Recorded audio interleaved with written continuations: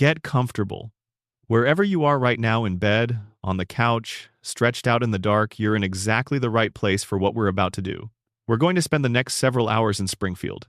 And Springfield, as you're about to find out, is a place that rewards slow attention. The kind of attention you give something when you're drifting, when your eyes are heavy and the room is quiet and you're not really trying to think, you're just listening. Because that's when Springfield makes the most sense. On the surface, the world of The Simpsons is familiar to almost everyone who has ever lived near a television. It's a yellow family in a yellow house in a mid-sized American town. The father works at a nuclear plant. The mother keeps everything together. The son causes trouble, the daughter reads. The baby sucks on a pacifier and watches the world go by. It's a simple arrangement, and for 36 years it has played out on screens across the entire planet, week after week, season after season, until the show itself has become something almost geological, a permanent feature of the cultural landscape, like a mountain range or a coastline. Something so present and so familiar that most people stopped really looking at it a long time ago. And that's exactly what Springfield wants. Because when you stop looking, when you accept the yellow skin and the four fingers and the town that seems to contain a harbor and a desert and a mountain range, all within walking distance of each other, that's when Springfield's strangest qualities become invisible. That's when the show hides in plain sight. That's when the questions that should have been asked 30 years ago just drift past, unnoticed, like smoke from a cracked cooling tower on a windless afternoon. We are going to ask those questions tonight. Gently, slowly, without any urgency. We're going to walk through this town together and look at every corner of it, and I promise you that what we find is not going to be alarming. It's going to be strange and layered and occasionally a little melancholy, and it is going to give your mind exactly the kind of soft, meandering path it needs to carry you towards sleep.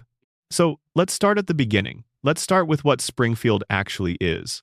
The Simpsons premiered on the 17th of December, 1989. It was a Sunday night. The show aired after a special Christmas edition of The Tracy Ullman Show, and it told a simple story about a family trying to get their Christmas tree without enough money. Homer takes a second job as a department store Santa. Bart gets a tattoo. The family ends up at a dog track and comes home with a greyhound named Santa's Little Helper. It was warm and funny and a little rough around the edges, and nobody watching it that night could have predicted what it would become. 36 seasons, 788 episodes, the longest-running American animated series in history, the longest-running scripted primetime show full stop across any genre, any network, any era of television. No other show in the history of the medium has sustained itself this long in primetime. Not Gunsmoke, not Law and Order, not any of the procedurals that seemed like they might outlast everything else. The Simpsons outlasted all of them, and it is still going, and nobody seems entirely sure how to feel about that. What makes Springfield worth examining, really examining? The way we're going to do tonight is not any single episode or storyline or character. It's the accumulation. It's what happens when you let a fictional world run for 36 years without a real ending, without a finale that wraps things up, without the usual mechanism that most stories use to say, this is what it all meant. The Simpsons has never been allowed to mean anything final. It just continues. And in continuing, it has built up layers of detail and contradiction and buried storyline that, when you start pulling at them carefully, reveals something more interesting than most people give the show credit for. The town of Springfield itself is the first mystery. Not the question of which state it's in, we'll spend a full section on that later, but the simpler, stranger question of what kind of place it actually is. Springfield has a nuclear power plant and a tire fire that has been burning for years without anyone putting it out. It has a monorail that was built as part of a scam and promptly derailed. It has a gorge that residents regularly fall into. It has a prison and 2 hospitals and a casino and a burlesque house and a church. It has a harbor, which implies an ocean or at least a very large body of water. It has mountains visible on the horizon from the center of town. It has farmland accessible by a short drive from the suburbs. These things cannot all exist in the same geographic location in the real world. No American town has a coastline and a mountain range and a desert, all within easy reach. But Springfield has all of them, and more, and the show adds new features to the town's geography almost every season without ever removing the ones that are already there. The population of Springfield is equally difficult to pin down. The town clearly has enough residents to support a professional baseball team, a full symphony orchestra, a functioning court system, and multiple competing newspapers. But the same faces appear everywhere. At the nuclear plant, at the bar, at the school board meeting, at the DMV, at the Springfield Speedway, suggesting that a remarkably small number of people are responsible for running every institution in town. Homer's neighbor, Ned Flanders, appears to simultaneously own and operate the Leftorium in the Springfield Mall, serve as a substitute teacher at Springfield Elementary, and maintain a spotless house while raising two sons essentially alone. The town's police department consists primarily of Chief Wiggum, Lou, and Eddie, three officers responsible for law enforcement across what is apparently a city of some size. Dr. Julius Hibbert seems to be the only physician in Springfield capable of handling anything more serious than a cold. The mayor's office, the sanitation department, the fire department, all of them are staffed by a rotating cast of the same 20 or so familiar faces. This is, on one level, just how animated shows work. You draw a limited set of background characters and reuse them. You can't design thousands of unique faces for every scene. It's a production reality, not a story choice. But under the theories we'll be discussing tonight, this compression of Springfield's population takes on a different quality. A town where the same faces appear in every institution, where one man seems to hold every civic position simultaneously, where the police force has 3 members, and the hospital has 1 doctor. That's not a normal town. That's a town operating with the skeletal minimum of infrastructure. That's a town where the systems are present in name, but barely functioning in practice. Which brings us to the people themselves. Homer Simpson is 39 years old. He has been 39 years old since 1989.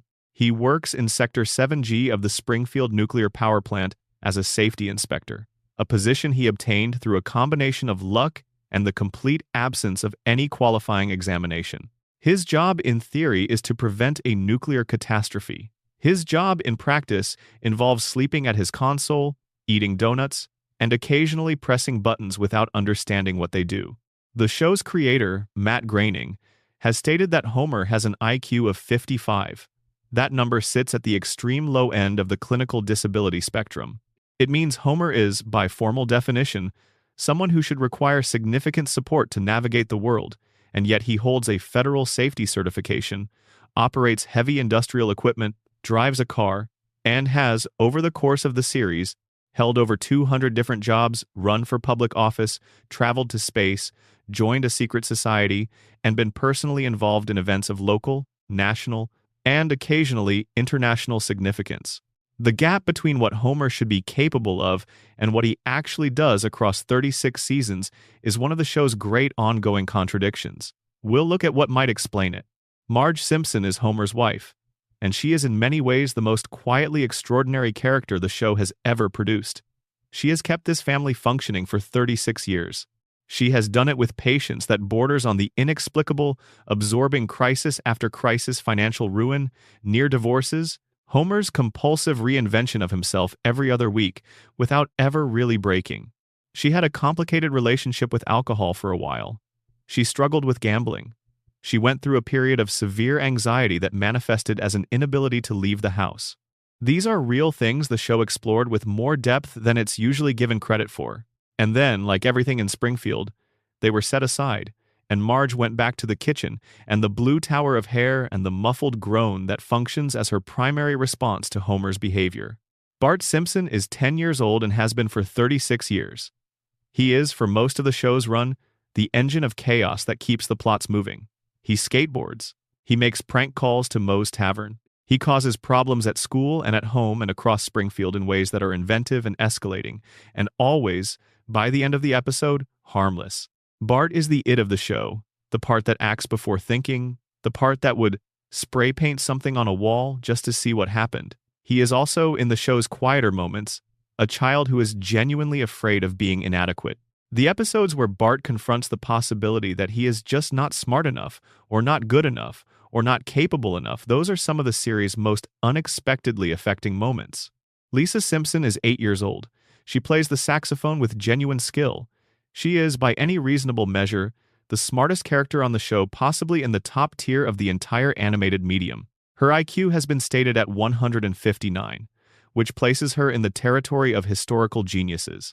She reads philosophy, engages with Buddhist thought, participates in academic competitions that she wins without trying, and has a clarity of moral vision that most adults spend their entire lives attempting to cultivate. And she is lonely. She is profoundly, persistently lonely, in the particular way that very intelligent children are lonely in environments that don't know what to do with them. Springfield doesn't know what to do with Lisa, neither does her family most of the time. And she keeps showing up anyway, keeps trying, keeps playing her saxophone alone in her room in a house that is almost never quiet enough to really hear it. Maggie Simpson is 1 year old. She has been 1 year old since 1989. She is the smallest Simpson, the quietest, the least visible in most discussions of the show's legacy. She does not speak except once. She does not walk reliably. She does not, on the surface, seem to do very much at all.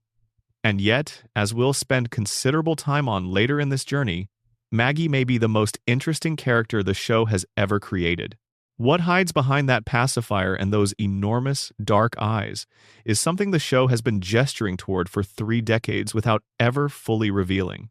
We'll get there. The world these 5 characters inhabit has some qualities that are worth establishing before we dive into the theories, because understanding what Springfield looks like on the surface is what makes the theories interesting. The surface of Springfield is cheerful.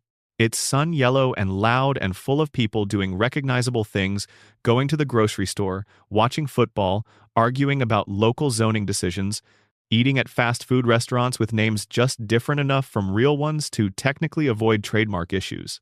But underneath that cheerful surface, when you look carefully, Springfield is a town under pressure that it doesn't acknowledge. The tire fire in the middle of town has been burning for so long that it's become a landmark.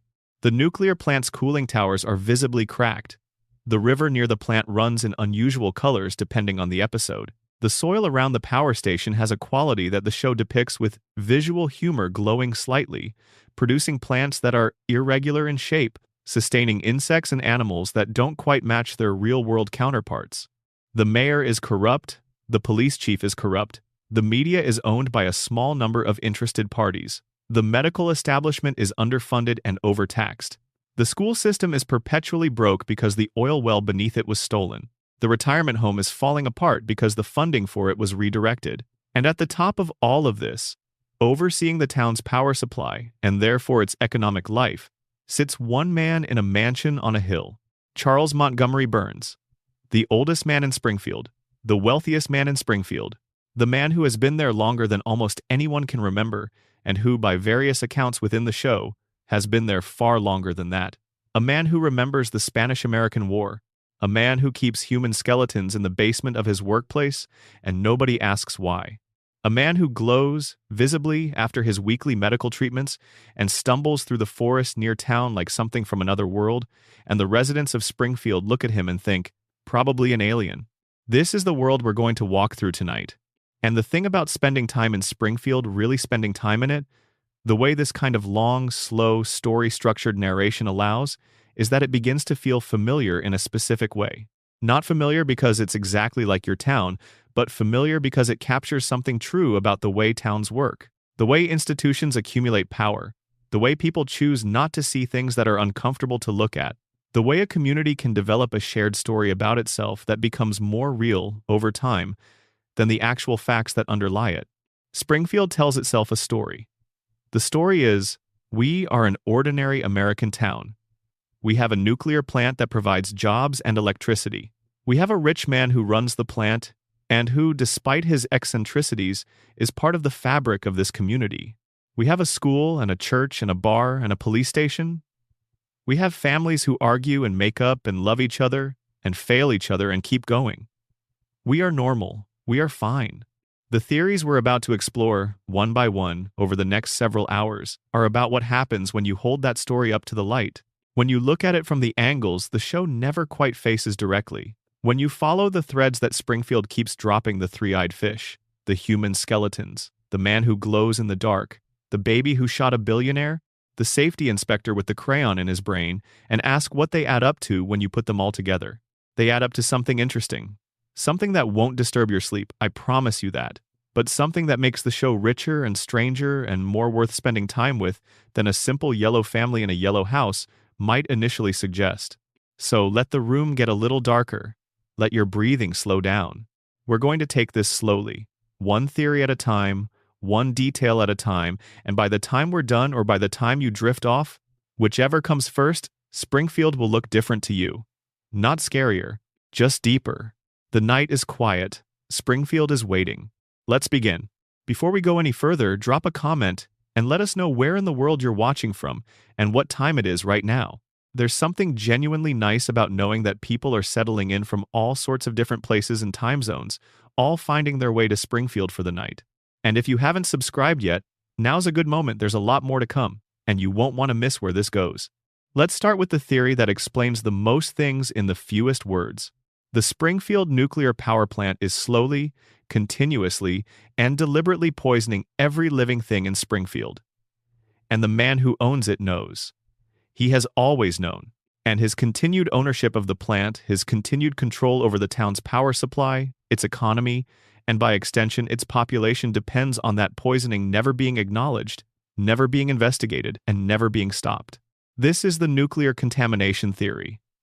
And the evidence for it is not subtle. The show has been presenting this evidence, piece by piece, across 36 years of episodes, as if laying out a case that it expects someone to eventually make. The fish with 3 eyes, the glowing rats in the plant's basement, the cracked cooling towers patched with chewing gum, the safety inspector with the crayon in his brain, the billionaire employer who glows in the dark after his weekly medical treatments, the entire town that has been drinking downstream of this facility for decades and whose residents display a set of physical characteristics, the yellow skin, the bulging eyes, the 4-fingered hands, the extraordinary resilience to physical trauma that do not occur anywhere else in the world except Springfield. The show hands you all of this. It hands it to you and it waits. Let's go through it carefully. The Springfield nuclear power plant is a 2-unit pressurized water reactor facility. It sits on the edge of town, visible from most of Springfield's neighborhoods. Its cooling towers a constant feature of the skyline. It is the primary source of electricity for the entire town. It employs a significant portion of Springfield's working population. It is, in theory, regulated by both state and federal agencies. In practice, it is almost entirely beyond regulatory reach, because its owner has the resources and the connections to ensure that inspections are either avoided, failed without consequence, or handled by inspectors who understand that certain findings are better left unfiled. A surprise safety inspection of the plant, one that Burns could not prepare for, because it was truly unannounced, turned up 342 separate violations. 342. To give that number some context, a single serious violation at a nuclear facility can trigger federal review, mandatory shutdown procedures, and potential criminal liability for the plant's operators. 342 violations suggests a facility that has been operating in open defiance of every safety standard in the regulatory framework for a very long time. The estimated cost to bring the plant into compliance was $56 million. Burns refused to pay it. This is not a man who could not afford $56 million. Burns is a billionaire many times over. The plant generates enormous profit. $56 million is, for Burns, the kind of sum you spend without particularly noticing. He refused to pay it not because of the cost, but because paying it would mean acknowledging that the violations existed. And acknowledging the violations would mean someone might start asking what those violations had already done to the surrounding environment. And that question, what has 342 safety violations done to the people living downwind of this facility for the past several decades, is the question that Burns has spent considerable energy ensuring nobody ever asks. The violations themselves are worth examining in some detail because the show presents them with the particular kind of casual horror that it uses when it wants you to laugh, but also wants the information to lodge somewhere in the back of your mind. Radioactive waste is being dumped directly into bodies of water near the plant. The show depicts this matter-of-factly. A barrel of glowing green material rolling off a truck and into a river is presented as a routine occurrence, something that happens regularly and without oversight. The same river where Springfield's residents fish. The same water supply that feeds the town. Radioactive waste is also being dumped onto the playground of Springfield Elementary School. The school is already financially devastated. Burns stole an oil well from beneath the property, but the dumping suggests that the damage to the school's environment goes considerably beyond its budget. The children who play in that schoolyard are playing in soil that the plant treats as a disposal site. Plutonium is being used as a paperweight on someone's desk at the plant. This is a detail so absurd that it reads as a joke, and it is a joke, structurally, within the episode, but plutonium is extraordinarily toxic. Contact with plutonium, even in small quantities, causes long-term cellular damage. Using it as office furniture is not merely a safety violation, it is the kind of thing that would, in a real facility, result in immediate federal intervention. The cooling towers are cracked. The cracks have been patched with chewing gum. This is the detail that stays with you, because it's so specific and so small. Not concrete, not industrial sealant, chewing gum. Someone at this facility noticed a crack in a cooling tower, thought about the resources available to them, and decided that chewing gum was an adequate solution. And that solution has apparently been accepted, because the show presents it as an existing and ongoing state rather than as something that was immediately corrected. There are luminous rats running through the lower levels of the facility. Not just rats, luminous rats, rats that glow. Rats that have been in sufficient proximity to the plant's radioactive material long enough that their biological systems have been visibly altered by the exposure. The show presents these as a background detail, something that plant workers navigate around as part of their normal day. Nobody has called an exterminator, presumably because exterminating glowing rats is not the kind of thing you can do without someone noticing and asking why the rats glow. And then there are the skeletons. Human skeletons in the basement of the nuclear power plant. The show reveals this shows you actual human remains in the lower levels of an active reactor facility and then moves on. Nobody investigates. Nobody reports it. The safety inspection that found 342 violations either did not reach the basement or chose not to file a report on what it found there. The skeletons represent people. They represent people who died inside this building and whose deaths were apparently handled by disposal rather than documentation. The question of who those people were and how they came to be reduced to bones in Burns's basement is one of the show's genuinely unresolved mysteries, filed alongside everything else Springfield has agreed not to look at too closely. Now, the man responsible for preventing all of this, the man whose job description is literally to stand between the plant's operations and catastrophic harm to the surrounding population, is Homer Simpson. IQ of 55. Crayon in his brain since childhood. Documented habit of sleeping at his workstation during active reactor operations. Documented habit of eating donuts during meltdown warnings. Documented history of causing nuclear incidents through actions that include throwing food into the reactor core to see what would happen. The show's own creator has confirmed the IQ number. The Crayon is canonical season 12 explicitly depicts Homer discovering that a crayon has been lodged in his frontal lobe since early childhood, physically reducing his cognitive function by a measurable amount. When the crayon is removed, Homer's IQ rises significantly. He becomes capable of understanding complex arguments, making nuanced decisions, and seeing his own life clearly for the first time. He also becomes aware, in a way he was not before, of the specific contours of his situation, and this awareness is so painful that he chooses to have the crayon reinserted. We will come back to that choice, and what it means, in considerable detail. But for now, the point is this. Homer Simpson is the barrier between Springfield and nuclear catastrophe, and he was specifically selected for this role by an employer who understood, very well, what that choice would mean. The three-eyed fish. Let's spend some time here, because Blinky, that's the name the show gives to the fish, is the most visible piece of evidence the show has ever presented for the contamination theory, and the town's response to Blinky is perhaps the most revealing thing the show has ever done. Blinky appears in Season 2. She is pulled from a river near the nuclear plant by a fisherman who is understandably startled. A fish with 3 eyes is not a naturally occurring phenomenon. It is a mutation, a visible, externally observable genetic alteration caused by exposure to something in the environment. In this case, given the location, the obvious candidate is radioactive runoff from the plant. Blinky becomes national news within the show. A gubernatorial candidate uses her as evidence that Burns is poisoning the local ecosystem. Burns is forced, in what should be one of his most humiliating moments, to eat Blinky on live television in order to demonstrate that the fish is perfectly safe. He eats the fish. The camera cuts to his aide, Smithers, who stares at the plate with an expression that suggests the fish is absolutely not perfectly safe. Burns smiles for the cameras. The town watches. The episode ends. Nobody tests the water. Nobody commissions a study of the river ecosystem. Nobody asks the question that should be the most obvious question in the world given the circumstances. If the fish have 3 eyes, what is happening to the people drinking water from the same source? The answer to that question has been present in the show since the very beginning. It is the answer that all of the physical characteristics of Springfield's residents point toward. The answer that the show embeds in the visual design of its characters and then asks you to accept as just the art style. Here is the thing about the art style argument. It is true, in the sense that the specific way the Simpsons characters look, the 4 fingers, the overbites, the bulging eyes, the yellow skin was a deliberate choice made by the show's animators. Matt Groening designed these characters with these features and they have been consistent throughout the show's run. That is factually accurate.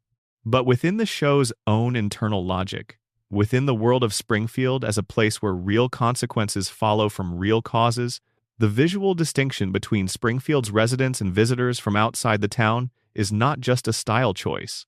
It is information. When celebrity guest characters appear in Springfield, they are drawn differently. Their proportions are more naturalistic, their eyes are rounder and less distended, their skin tones include a wider range of colors, including actual human skin tones. Their hands have 5 fingers. The physical exaggerations that define Springfield's permanent residents are absent or significantly reduced in characters who come from outside the town. The show's explanation for this is, they're drawn realistically to make them recognizable as themselves. The contamination theory's explanation is, people who have not been living in Springfield's radioactive environment look different from people who have. The outsiders look like normal humans because they are normal humans.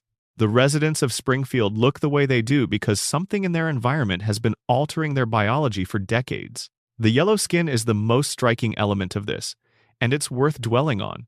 Human beings do not have yellow skin. Jaundice, a liver condition, can cause yellow discoloration of the skin and eyes, but jaundice patients do not look like Simpson characters.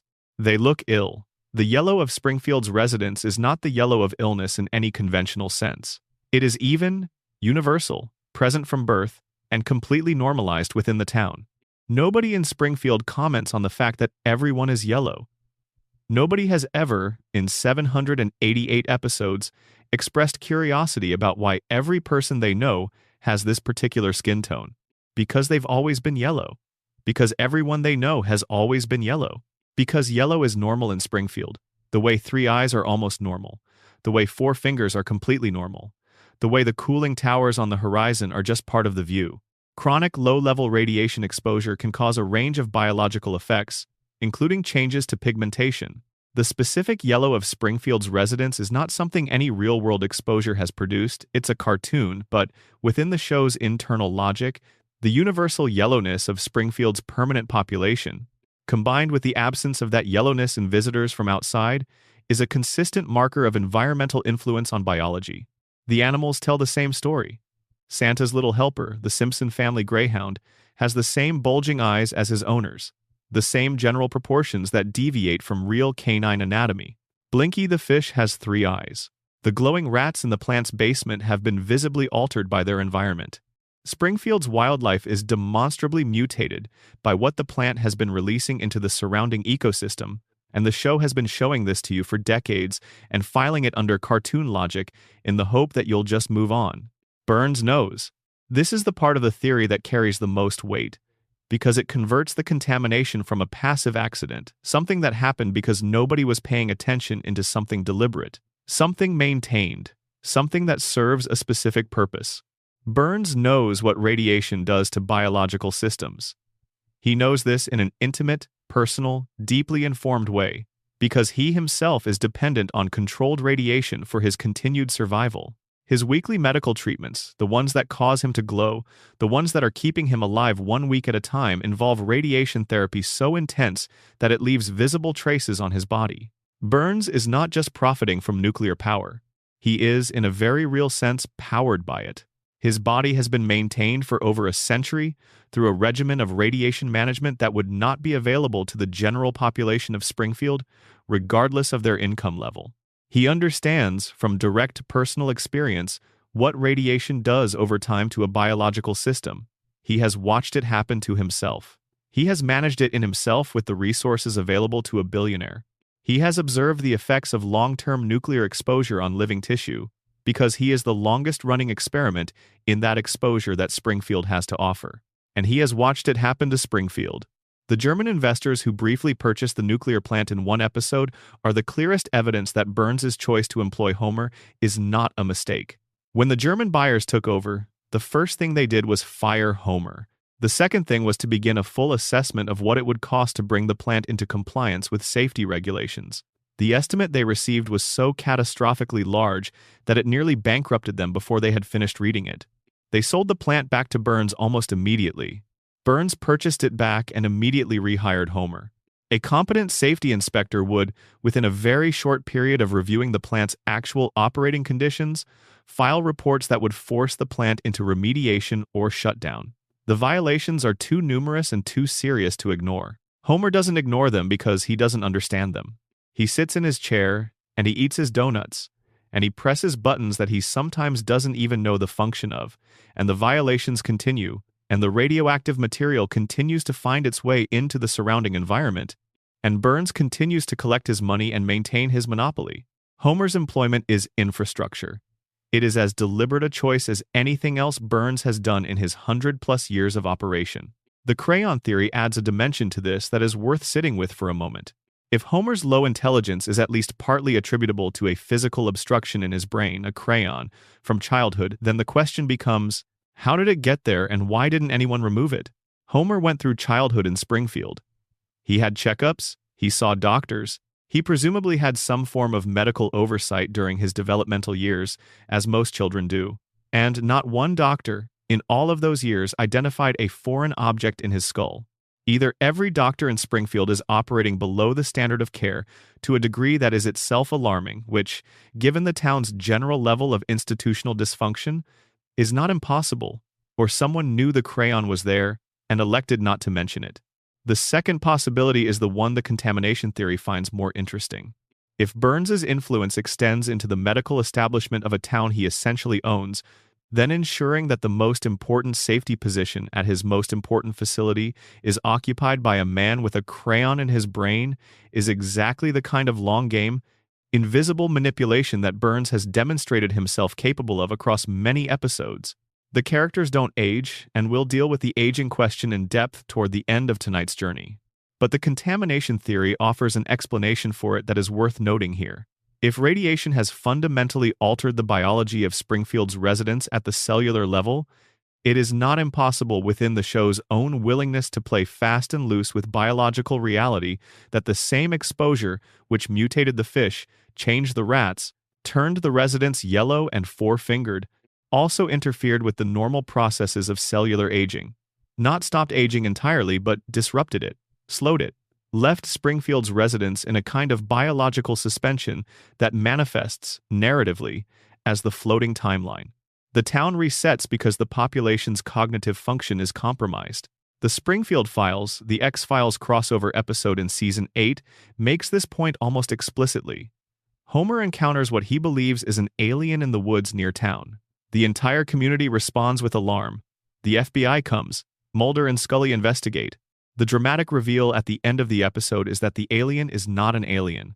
It is Burns, stumbling through the forest after his weekly treatments, his body glowing from the radiation, his movement unsteady from whatever chemical and biological regimen keeps him functional for another 7 days. Homer sees this glowing figure in the woods, a figure that is visibly his employer, the man who signs his paychecks, the man whose face appears on the portrait in every hallway of the nuclear plant. Homer walks through every single working day, and his conclusion is, that is an alien from outer space. Not the nuclear plant. Not radiation. Not the most obvious explanation in the world given the context. An alien. That's the depth of the denial. That's how thoroughly the contamination has done its work. And in the Simpsons movie, the environmental contamination reaches a point so catastrophic that the Environmental Protection Agency, a real federal agency, operating within the show's universe, determines that Springfield must be sealed under a glass dome to contain the pollution. The entire town is classified as a federal environmental hazard. The government's solution is not remediation. It is not cleanup. It is physical containment, because the contamination is so extensive and so advanced that containment is the only viable option. The people of Springfield are inside the dome when it goes up. They are inside a container that the federal government built to prevent Springfield's contamination from reaching the rest of the country. And by the end of the movie, the dome comes down and Springfield continues as before, and nobody, not a single character, seems to process the full weight of what just happened to them. Their town was classified as too toxic for the rest of America to be exposed to it. They were literally sealed inside their own pollution, and they move on. Because that's what Springfield does. It moves on. It always moves on. The details accumulate and the contamination continues, and the three-eyed fish swim in the river, and the rats glow in the basement, and the cooling towers shed their chewing gum patches in the wind, and somewhere in the middle of all of it, Homer Simpson shows up for work and presses buttons he doesn't understand, and the plant keeps running. The radiation theory doesn't just explain one thing about Springfield. It provides a framework that touches almost everything: the yellow skin and the four fingers. Homer's extraordinary physical resilience, the way he survives injuries that should kill a normal human being, because his biology has been so fundamentally altered by decades of nuclear exposure that his body no longer responds to damage the way a normal body would. The cognitive limitations of the town's residents, who have been absorbing low-level neural toxins for so long that critical thinking has become genuinely difficult. The town's persistent amnesia after catastrophic events, which looks like episodic storytelling convenience, but which, through this lens, looks like the neurological effect of chronic exposure on the part of the brain responsible for encoding new long-term memories. Burns survives because he has the resources to manage his own exposure. The rest of Springfield survives in a different sense, not thriving, not healthy, but functional, adaptive, their biology warped into something that can endure the environment it has been placed in, even as it is diminished by it. Springfield isn't a quirky cartoon town. Under the contamination theory, it is a closed system, a town whose air and water and soil have been modified by one facility, whose residents have been biologically modified by the same source, whose institutions are controlled by the man who runs that facility, and whose collective cognitive capacity has been reduced to the point where the connection between cause and effect, between the plant and the poison, between the employer and the damage, remains permanently, safely invisible. The nuclear power plant is not part of Springfield's story. Under this theory, the nuclear power plant is the story. Everything else, every joke, every reset, every impossible recovery from fatal injury traces back to the same cracked cooling tower, the same leaking material, the same invisible, slow catastrophe that Springfield will never, as long as the plant keeps running, be able to see clearly enough to stop. Let that settle for a moment. Let the image of Springfield from above rest in your mind: the yellow houses, the tower of smoke from the tire fire, the cooling towers on the hill, the river running whatever color it runs today, and feel the weight of something enormous happening very, very slowly, in a way that nobody inside the system can perceive. That's how the best kinds of damage work. Slow enough that each individual increment seems manageable. Continuous enough that there is never a moment that feels like the right moment to stop and ask what's been happening all this time. The town sleeps. The plant runs. And in the morning, Springfield will look exactly the same as it did yesterday, and the day before, and the day before that, all the way back to 1989. Here is a thought that I want to introduce quietly, without urgency, because it's the kind of thought that works better when it arrives slowly. What if everything you just heard about Springfield, the radiation, the mutations, the contamination, the invisible catastrophe is true, but only inside the mind of a man who has been unconscious since April of 1993? This is the Homer coma theory, and it is, by almost any measure, the most expansive, most internally consistent, most emotionally resonant fan theory in the history of the show. It doesn't contradict the radiation theory. It contains it in the way that a dream contains everything, every fear, every half-understood truth, every fragment of the real world that the dreaming mind has absorbed and reassembled into something new. Let's start with the episode. The 1st of April, 1993. Season 4. Episode 18. The episode is called So It's Come to This, a Simpsons clip show. It was a clip show, an episode built largely from footage from previous episodes, a cost-saving measure that the show used occasionally in its earlier seasons. The framing device was simple. Bart has been playing a series of escalating April Fool's pranks on Homer, and in the finale of his prank campaign, He takes one of Homer's beer cans to an auto body shop and places it inside an industrial paint shaker. The can is agitated until its internal pressure reaches something approaching critical levels. Homer opens it. The explosion sends him to the hospital. While Homer is in his hospital bed, he sees a vending machine across the room. He wants a candy bar because of course he does. This is Homer, so he gets up, inserts his coins, and the machine tips over and crushes him. Homer flatlines. He enters a coma. A real coma, within the show's narrative. Not a cutaway gag, not a dream sequence labeled as such. Not a Halloween special where the normal rules don't apply. Homer Simpson flatlines and loses consciousness, and the show treats it with more gravity than it usually extends to Homer's many physical misadventures. He wakes up 7 weeks later. Bart is at his bedside, tearful, confessing that the whole thing was his fault. Homer springs awake and immediately strangles his son. The family laughs. Everything goes back to normal. The show tells you he woke up, but the show also tells you, in the final moments of that same episode, that Homer lost 5% of his brain function during the coma. 5% gone, destroyed, never coming back.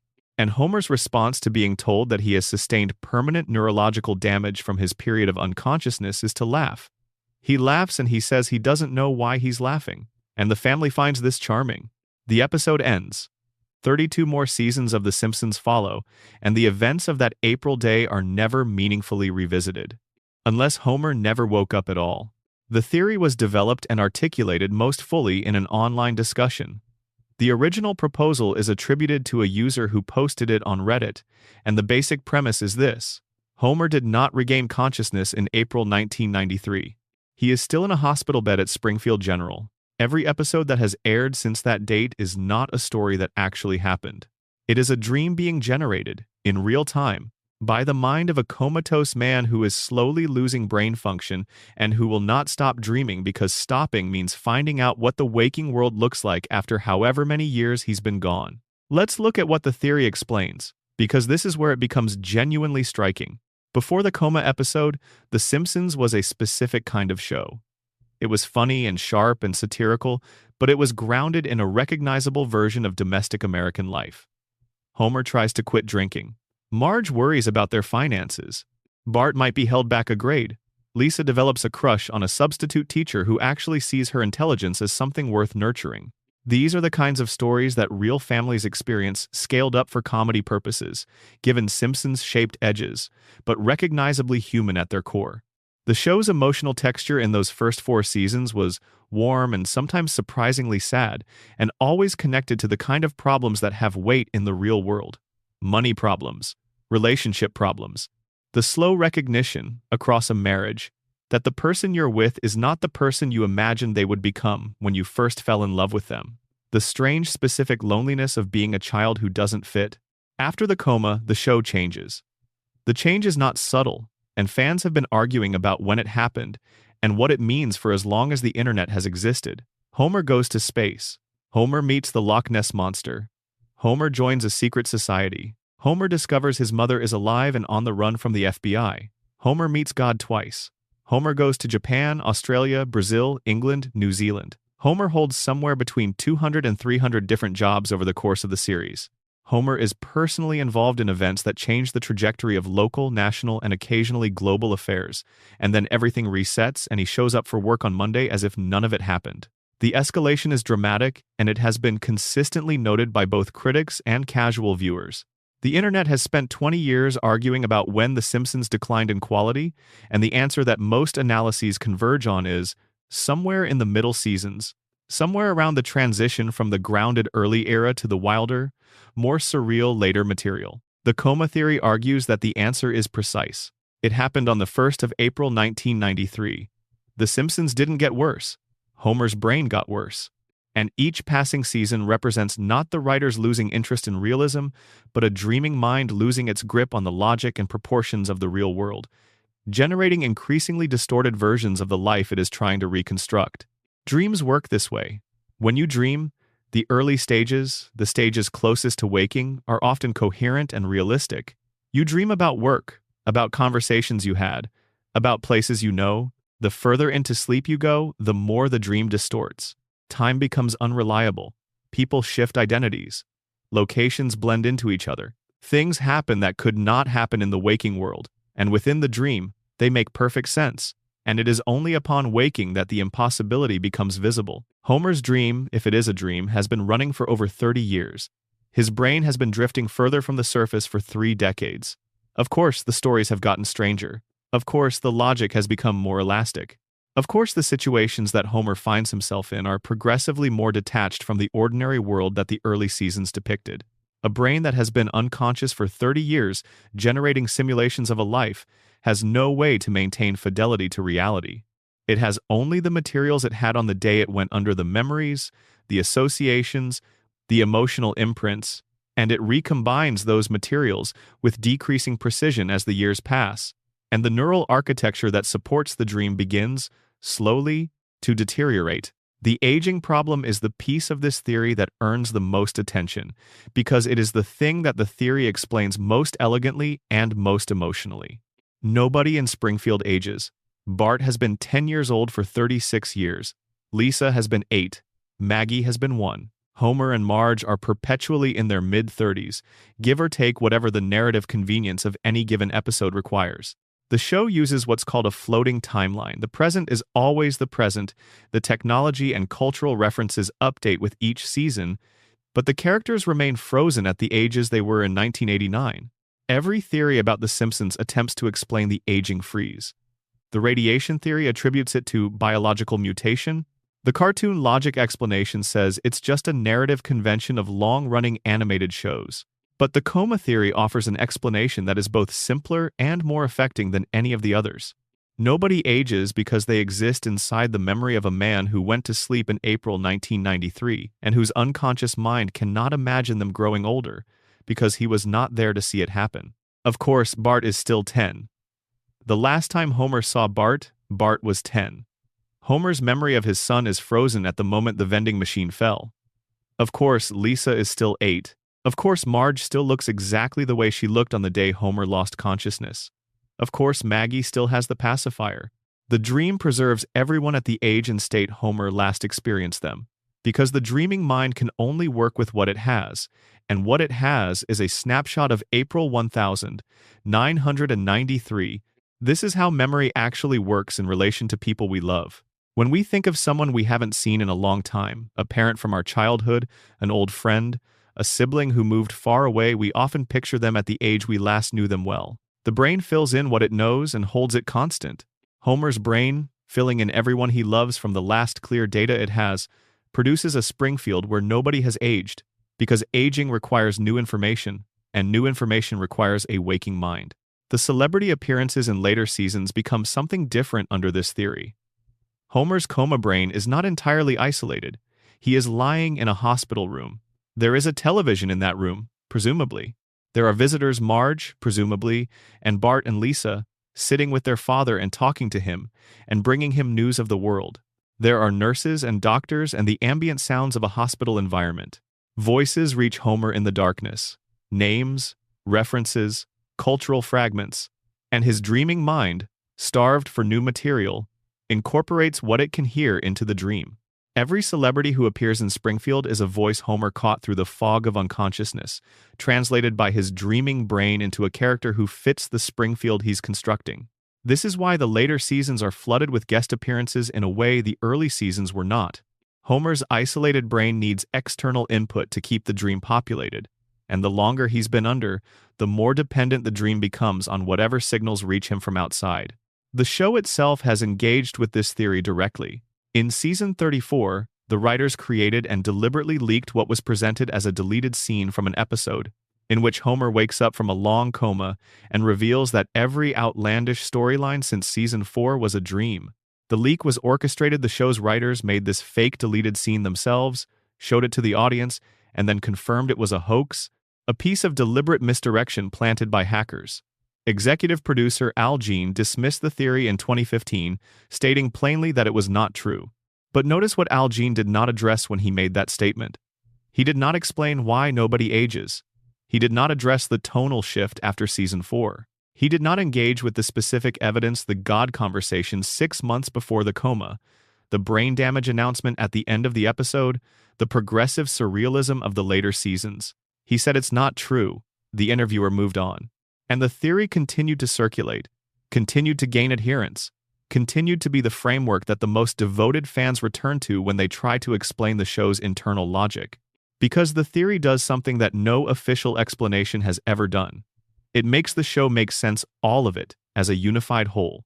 The aging freeze, the tonal shift, the celebrity influx, the increasingly impossible plots, the reset button between episodes, Homer's physical indestructibility.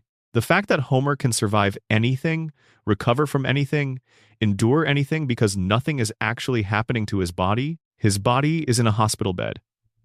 Only his mind is in Springfield. And his mind, which is the author of the dream, cannot kill the protagonist of its own story. There is one detail from the period before the coma that the theory finds particularly significant. 6 months before the coma episode, in the season 4 premiere, an episode called Homer the Heretic, Homer has a conversation with God. A direct, face-to-face conversation. God appears to Homer, and during their exchange, God tells Homer that he will learn the meaning of life, but not yet. His time is coming. 6 months later, Homer is in a coma. God told Homer his time was nearly up, and 6 months later, Homer's conscious life ended. The show presents this as a theological gag. Homer talks to God, God says something cryptic, Homer doesn't really process it.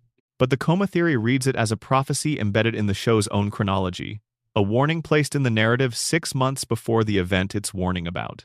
The emotional core of the coma theory, the part that is not about plot mechanics or chronological evidence but about what the theory means for the show as a whole, is this. If Homer is dreaming, then the entire emotional architecture of the show takes on a different quality. It becomes a portrait of longing rather than a comedy about domestic life. Homer's deepest wish, the thing his dreaming mind constructs and maintains and keeps returning to, episode after episode, decade after decade, is very simple. He wants his family. That's all. He wants Marge to still love him. He wants Bart to still be his son. He wants Lisa to still be playing her saxophone. He wants Maggie to still be small enough to hold. He wants the house on Evergreen Terrace with the beer in the fridge and the dog on the couch and the television running and everyone exactly where they should be. And in the coma, they always are. The dream gives him everything he wants. His family frozen in amber at the moment he loved them most clearly. His children never growing up and leaving. His wife never aging and never leaving. His life never requiring him to confront how much time has passed. Homer's coma is not a nightmare.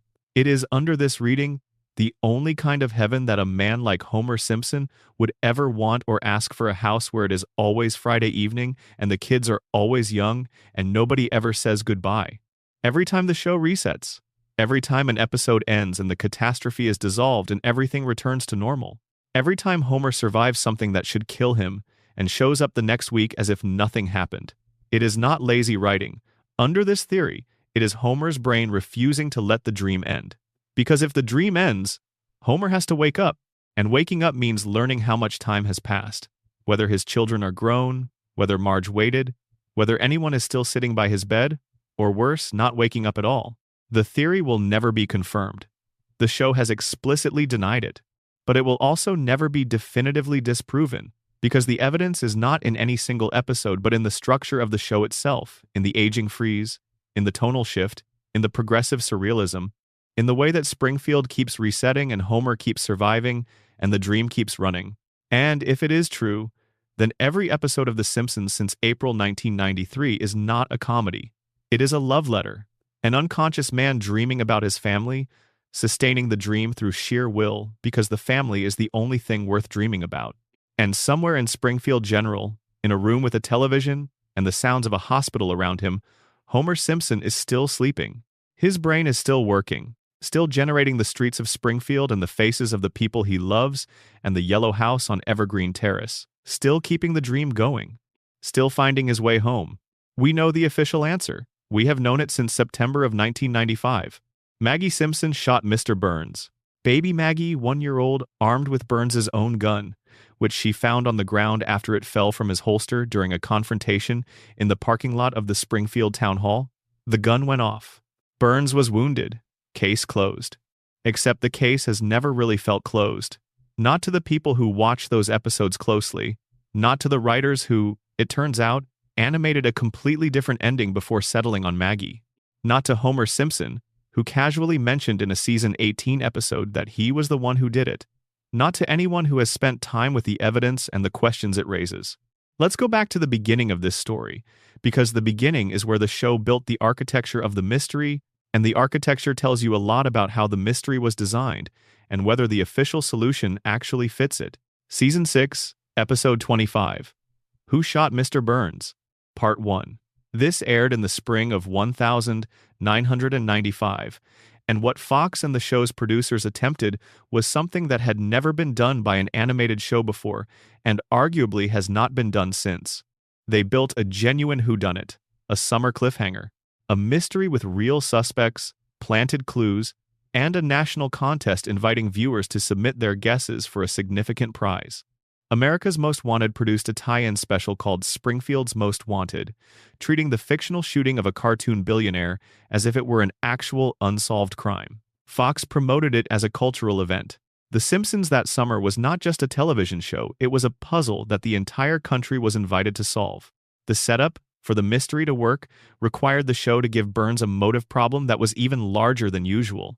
Burns's relationship with Springfield had always been one of naked exploitation. He owned the power plant, he controlled the electricity supply, he treated the town and its residents as resources to be managed rather than people to be respected. But for the summer of 1995, the show escalated Burns's villainy to a scale that ensured every significant character had a personal reason to want him dead. Burns stole an oil well. Not just any oil well, an oil well that was discovered beneath the grounds of Springfield Elementary School, a discovery that would have solved the school's perpetual funding crisis and given Springfield's children the resources they had been denied for years. Burns found a way to siphon the oil, claiming ownership through some legal maneuvering that the show doesn't fully explain, and the school got nothing. The teachers got nothing. The music program got nothing. The children got nothing. He drove Moe's Tavern out of business by buying up the surrounding real estate and manipulating the local economy in a way that made Moe's operation unsustainable. He created a sinkhole that destroyed the Springfield retirement castle, displacing its elderly residents, including Abe Simpson, Homer's father. He injured Santa's little helper, the family dog, in the course of some construction project connected to his latest scheme. And for his grand finale, he constructed an enormous mechanical disc, a solar blocker, and used it to permanently shade Springfield from sunlight. He literally stole the sun, not as a figure of speech. He built a device that blocked the sun's rays from reaching the entire town, plunging Springfield into a permanent artificial twilight, so that every resident would be dependent on artificial lighting and therefore on the electricity supplied by his power plant. He was trying to force the entire town to buy electricity from him under duress by making sunlight itself unavailable. When his loyal assistant Smithers, the one person who had always protected Burns, always made excuses for him, always been the human shield between Burns's worst impulses and their consequences, finally protested, Burns fired him on the spot. By the end of Part 1, the town had assembled at a public meeting to confront Burns. The meeting was tense and angry, and multiple characters were shown holding weapons, because Springfield's residents have a particular relationship with mob justice that the show has explored in many contexts. Burns arrived at the meeting, delivered a speech of startling arrogance, and then collapsed, a single gunshot wound. He staggered to the town's sundial, fell against it, his hands landing on two letters. Viewed from above, W and S. Viewed from Burns's perspective, M and S. The screen went black. America waited. When Part 2 aired in September 1995, the investigation proceeded as a comedic procedural. Chief Wiggum and the Springfield police fumbled through the case in the way they fumble through everything, but the episode was genuinely structured like a mystery. Suspects were established and then eliminated. Smithers confessed immediately, and then it emerged that he'd been blackout drunk at the time of the shooting and had actually shot someone else entirely, specifically Jasper's wooden leg, which is a different crime in a different location involving a different victim and a different caliber of drama. The investigation narrowed. An eyelash found on Burns's suit was analyzed. The DNA matched a Simpson. Homer's fingerprints were on the gun. Homer had motive. Burns had been unable to remember his name despite Homer working for him for years, a humiliation that had driven Homer to a point of genuine sustained frustration. Homer was arrested. He was about to be convicted, and then Burns woke up and identified his attacker, Maggie. He encountered her in the parking lot. He tried to take her lollipop, His gun fell from his holster. She picked it up. The gun fired. Burns was shot. Now let's look at why this answer, the official answer, the one the writers committed to and the DVD's document and the executive producers have confirmed, is the answer that the evidence does not fully support. First, the contest. Fox invited American viewers to submit their solution to the mystery. The prize was substantial. The winner would be animated into a future episode. Thousands of entries. And according to the DVD commentary for both episodes, not a single person in the randomly selected review sample guessed the correct answer. Nobody won. The person who received the prize was chosen at random and had not identified Maggie, so they received a cash substitute instead. The writers are on record as having been aware of one person, a single person, who posted the correct answer to an online Simpsons newsgroup on the night Part 1 aired. This person was using a college internet account. By the time the show's producers tried to track them down, the account had been deactivated, and the person was unreachable. The show issued an open invitation on the DVD release for this person to come forward. As far as anyone knows, they never did. Think about what that means for the integrity of the mystery. The show presented this as a solvable puzzle. It invited the entire country to solve it. And when the answer was revealed, essentially nobody had gotten it right, including no one from the dedicated Simpsons fan community that existed even before the internet made fan communities easier to organize. Either the clues in Part 1 did not adequately support the Maggie answer, or the red herrings were so effective that they made the actual solution look implausible, or the answer was changed after Part 1 was written, and the clues don't quite line up because they were written for a different solution. The writers have confirmed that there were multiple potential shooters considered during the development of the episode. Barney Gumble was a serious candidate at one point. The writers considered sending Barney to prison. They ultimately didn't, but the planning got far enough that it was a real possibility. An alternate ending with Smithers as the shooter was fully animated, fully voiced, and completed as a finished piece of content. It was screened during the 138th episode Spectacular Clip Show, where it was dismissed as a joke. But the existence of that animated alternate ending tells you something important. The writers were not so certain Maggie was the answer that they had no other ending ready. They had at least 2 complete endings in existence simultaneously. The clues in Part 1 were presumably written before the final answer was locked, which means the clues were written for a range of possible solutions, and then the solution was chosen from among them. The sundial. Burns falls and his hands land on the letters W and S, or from his perspective, M and S. The show uses this to finger Maggie Simpson. But Burns himself stated on the record within the episode that his hands pointing at those letters was not deliberate. He didn't think, I'm going to point at my shooter's initials. He fell. The letters his hands landed on were a coincidence. The show's own victim, in his own account of events, explicitly describes the central piece of physical evidence as meaningless. The gun. Burns carried a gun in a holster. At some point before the shooting, the holster was shown empty. The gun was already missing from his person before he was shot. This means the shooter didn't bring a weapon to the confrontation. They used Burns' own weapon, which was already loose. Whoever shot Burns found the gun on the ground or in Burns' immediate vicinity and used it impulsively. A baby picking up a gun that fell on the ground fits this profile. So does any number of adults who were in the parking lot area and not carrying their own weapons. The fact that the holster was empty before the shooting is actually evidence against premeditation in general, which the Maggie solution is consistent with, but it is also consistent with several other scenarios. Burns' last words before being shot were, "Oh, it's you." He recognized his attacker. He was not surprised. He was not afraid. He greeted them the way you'd greet someone familiar, someone you've encountered before, someone whose presence in that location makes sense to you in that moment. Does Burns recognize Maggie Simpson? Has he ever had a meaningful interaction with her prior to this episode? The show does not establish any relationship between Burns and Maggie before the shooting. Burns barely recognizes Homer, and Homer works for him directly. The idea that Burns would look at a baby in a parking lot and say, "Oh, it's you," in the tone of someone acknowledging a familiar presence doesn't track with a man whose memory for faces is so poor that he cannot retain the name of his own employee of many years. "Oh, it's you" sounds like someone who knows who they're looking at and is perhaps unsurprised to see them. That is a description that fits a range of Springfield's adult residents far better than it fits a 1-year-old who Burns has never demonstrably encountered before. Homer's confession in season 18 is perhaps the strangest piece of evidence in this case. He says it. He says he shot Burns. He says it on camera, during a conversation, without apparent irony or extended comedic setup. And the show treats it as a throwaway line. Nobody investigates. Nobody reopens the case. Nobody calls the police.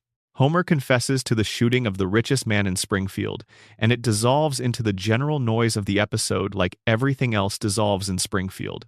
Either Homer is lying, which is possible. Homer lies frequently and without apparent moral compunction when it serves his immediate interests. Or Homer is telling the truth, and the original verdict was wrong. And the confession is the show confirming what some people suspected all along, that Maggie was not the shooter and Homer was. And the evidence that pointed to Maggie was either misread or manufactured, or both.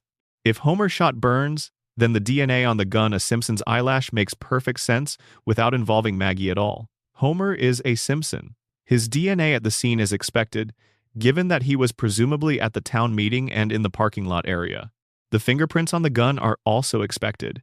The sundial clue, which Burns himself dismissed as coincidental, pointed at M and S from his perspective: M for Marge, M for Moe, M for any number of Springfield residents whose names begin with that letter. The most compelling alternate suspect, beyond Homer, is Marge. The Reddit case for Marge as the shooter is surprisingly well constructed. Marge had comprehensive motive. Burns had destroyed her children's school funding, injured the family dog, and threatened the entire town's access to sunlight. She is a devoted mother who has demonstrated across many episodes that she is capable of more decisive action than she is usually given credit for. She is not, typically, someone who brings a weapon to a public meeting, which fits the profile of the shooter who used Burns' own gun.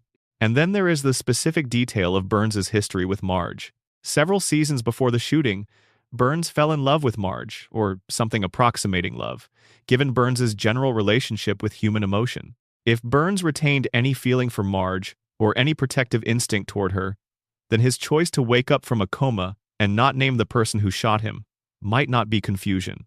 It might be a decision. He saw Marge, she shot him, and he woke up in a hospital bed and looked around and decided that the woman he had feelings for was not going to be the answer he gave the police. So he pointed at the sundial, and Maggie became the answer because Maggie was convenient.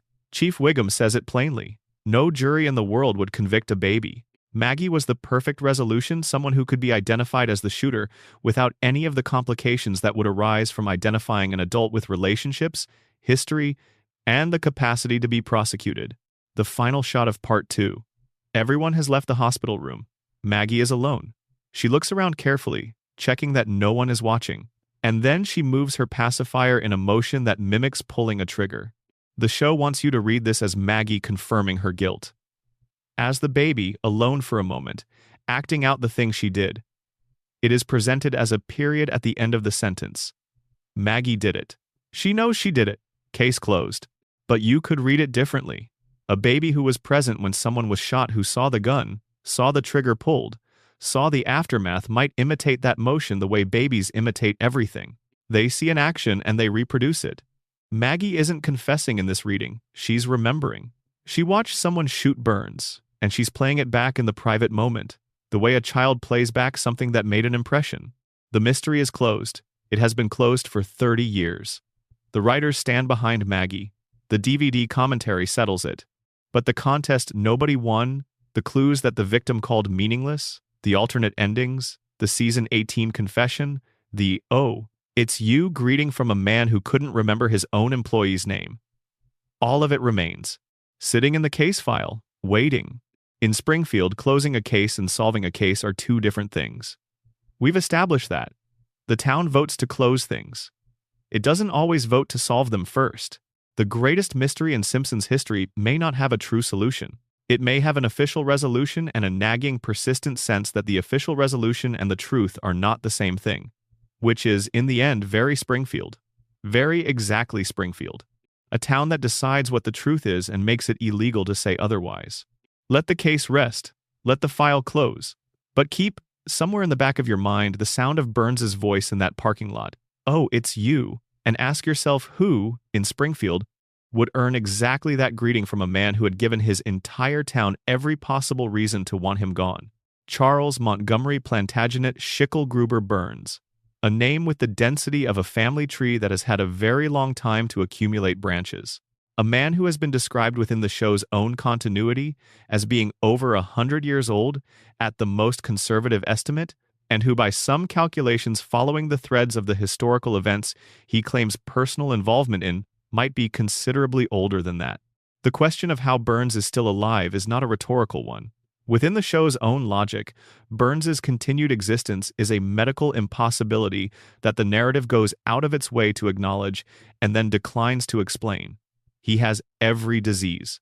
His body emits visible radiation. His only connection to biological viability is a weekly medical treatment that, if missed, results in his death within 7 days. He is, by all clinical measures, the sickest man in America. He is also, by the evidence of his own functioning, the most durable. Let's start with the age question, because it is more interesting than it first appears. The show has placed Burns's birth in the late 1800s across multiple episodes through various means: his own references to events he experienced firsthand, his demonstrated familiarity with historical figures who died before most of the show's audience was born, his consistent presence in flashbacks and historical documents, spanning from before the turn of the 20th century forward. He attended Yale. He served in some capacity during World War II, in a role that the show implies was morally complicated even by wartime standards. He remembers the Spanish-American War as a lived experience, not a history lesson. He has described working relationships with people like Howard Hughes, whose biography places him as a contemporary of someone who would now need to be well over a century old. By the most conservative reading of these details, Burns is somewhere north of 100 years old. By the most liberal reading, following the historical threads as far back as they seem to go, he might be approaching 140. The show does not commit to a specific number, because committing to a specific number would create contradictions that the floating timeline cannot easily absorb.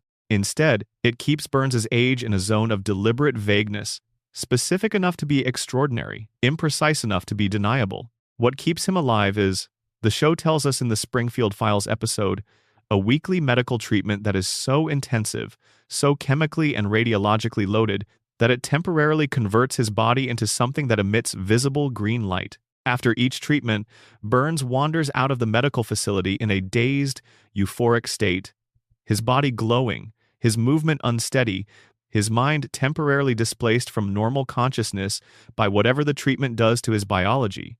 This is the glowing figure that Homer encounters in the woods and mistakes for an alien. This is the thing that should, if Springfield's population were reasoning from the available evidence, immediately suggest radiation treatment rather than extraterrestrial visitation. The treatment keeps Burns alive for exactly 1 more week. The margin is precise and it is not negotiable. Miss a week and the equilibrium fails, and everything that has been held in suspension by the treatment collapses simultaneously.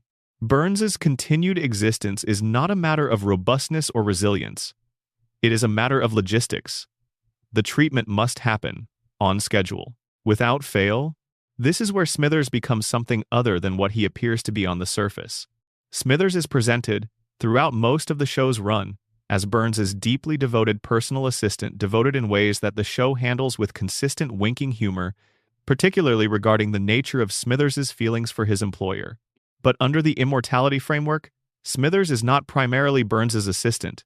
He is Burns's life support system. Smithers manages the treatment schedule.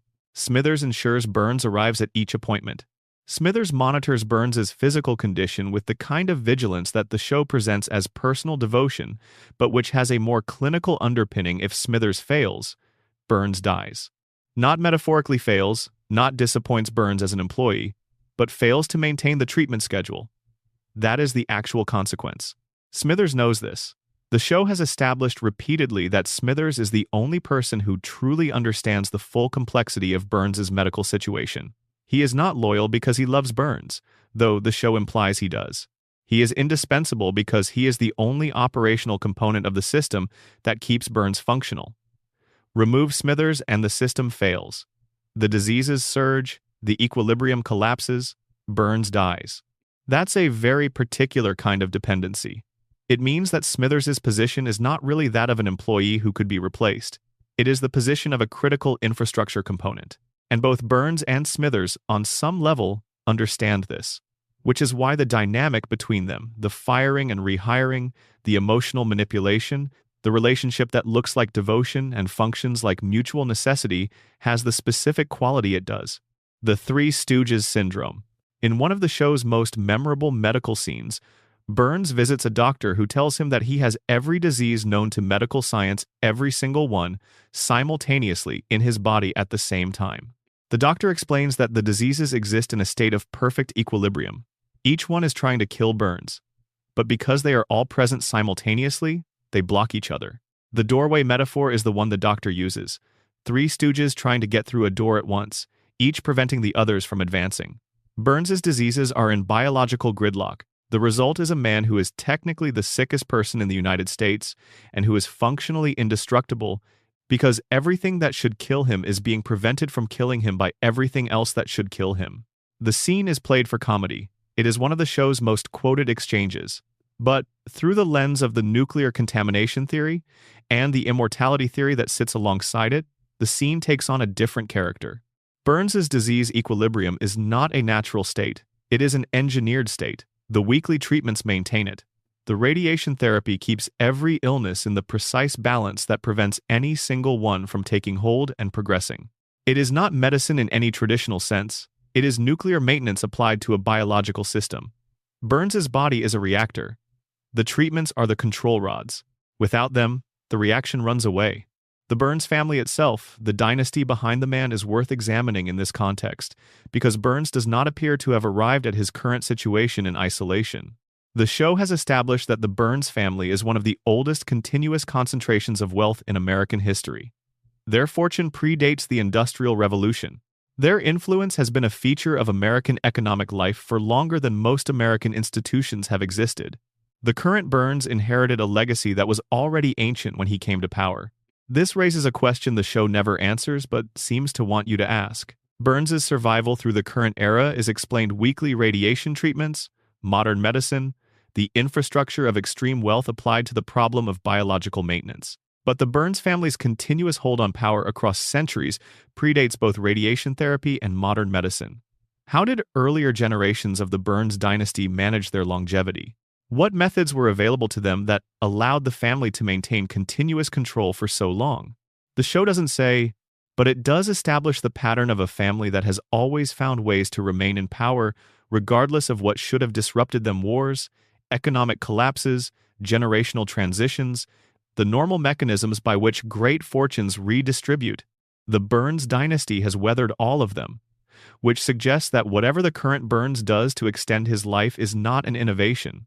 It is the most recent version of something the family has been doing for a very long time. Burns's relationship with death is the final piece of the immortality picture, and it has a particular quality that distinguishes it from the way other characters in Springfield handle mortality. Burns has come close to dying many times. He has been shot. He has been hospitalized after dozens of physical crises. He has collapsed, been attacked, been abandoned, been poisoned, been left for dead in wilderness conditions that would be immediately fatal to anyone without his resources, and every time he comes back. Not through the cartoon resilience that Homer displays, not through the show simply glossing over the consequence, but through infrastructure, through money, through the machinery of extreme wealth that ensures there is always someone standing by with the resources and the medical knowledge to bring Burns back from whatever edge he's approached. Homer's survival is passive. The show simply needs Homer to survive, so he does. Burns's survival is active. Burns has spent a century building a system, medical, financial, political, institutional, whose primary function is to ensure that he does not die, regardless of what happens to his physical body. Every dollar spent on private physicians, every politician purchased, every regulatory agency neutralized, every competitor destroyed. It all serves the same end goal: keep the system running, keep the treatments coming, keep the diseases balanced, keep Burns alive. And Springfield is part of that system. The town's economy depends on the plant. The plant depends on Burns's continued operation. Burns's continued operation depends on the treatments. The treatments depend on the financial infrastructure that Burns's wealth provides.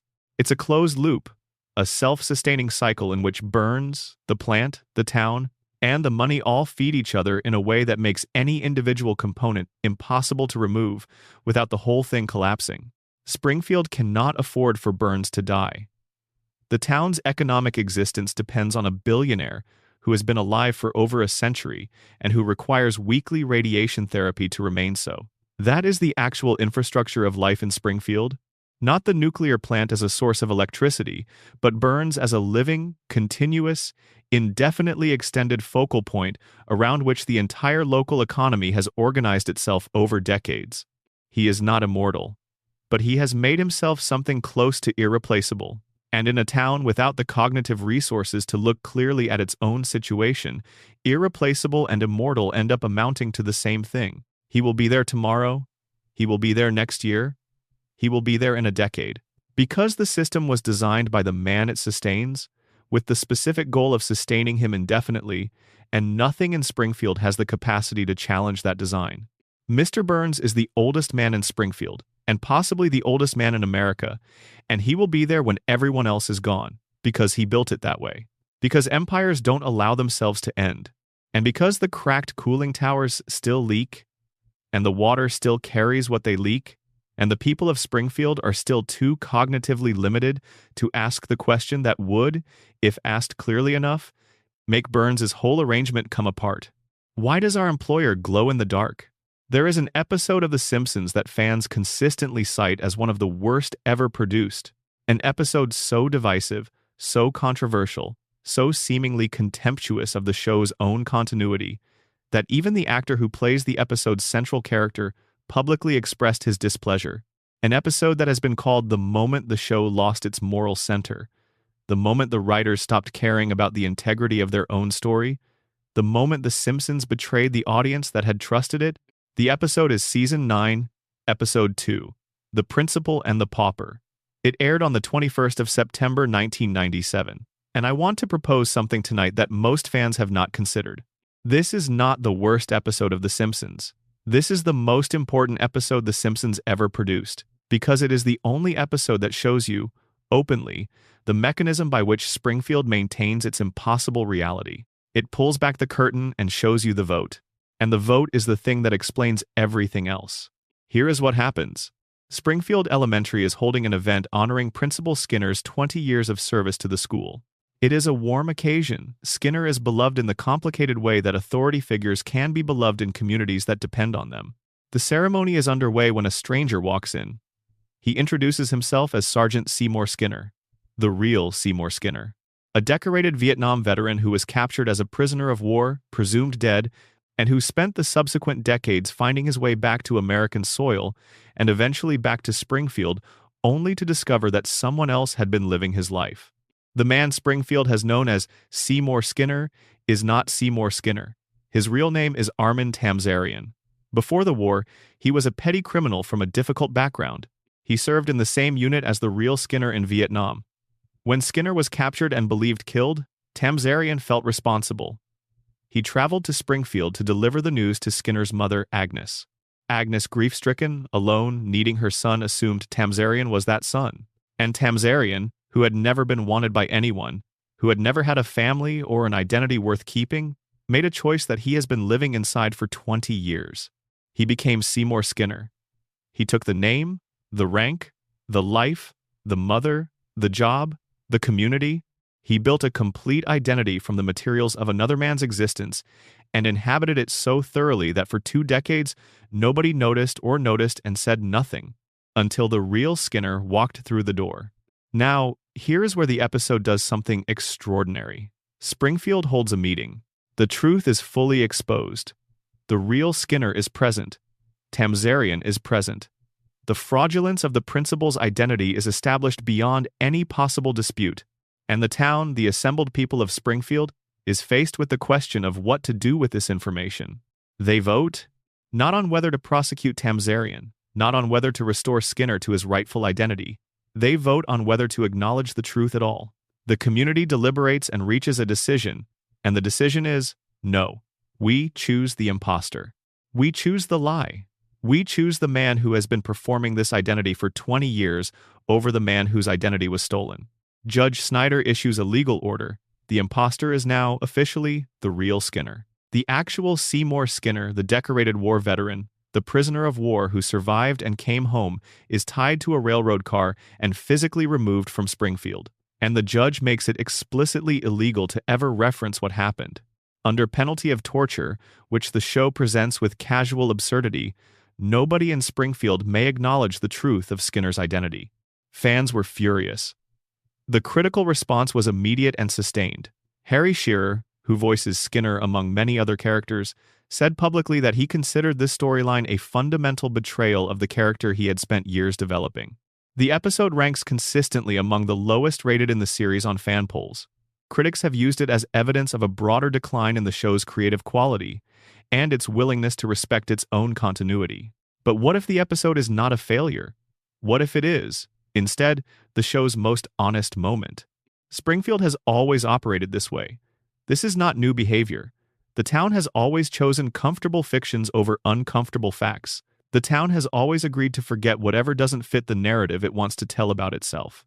The only difference in this episode is that the machinery is visible. The show lets you watch the vote happen. It shows you the deliberation, the decision, the legal enforcement of collective denial.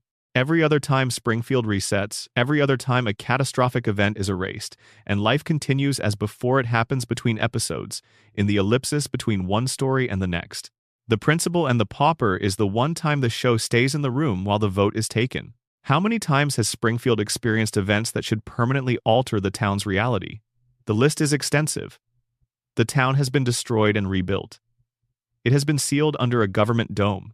It has survived nuclear near misses and environmental crises and alien encounters and the literal blocking of the sun. And every single time, by the following episode, everything is back to normal. Nobody references the previous crisis. The damage is repaired without explanation. The extraordinary becomes invisible. This is usually explained as episodic storytelling, the narrative conventions of a serialized show that doesn't carry continuity between episodes. That's true as a production reality.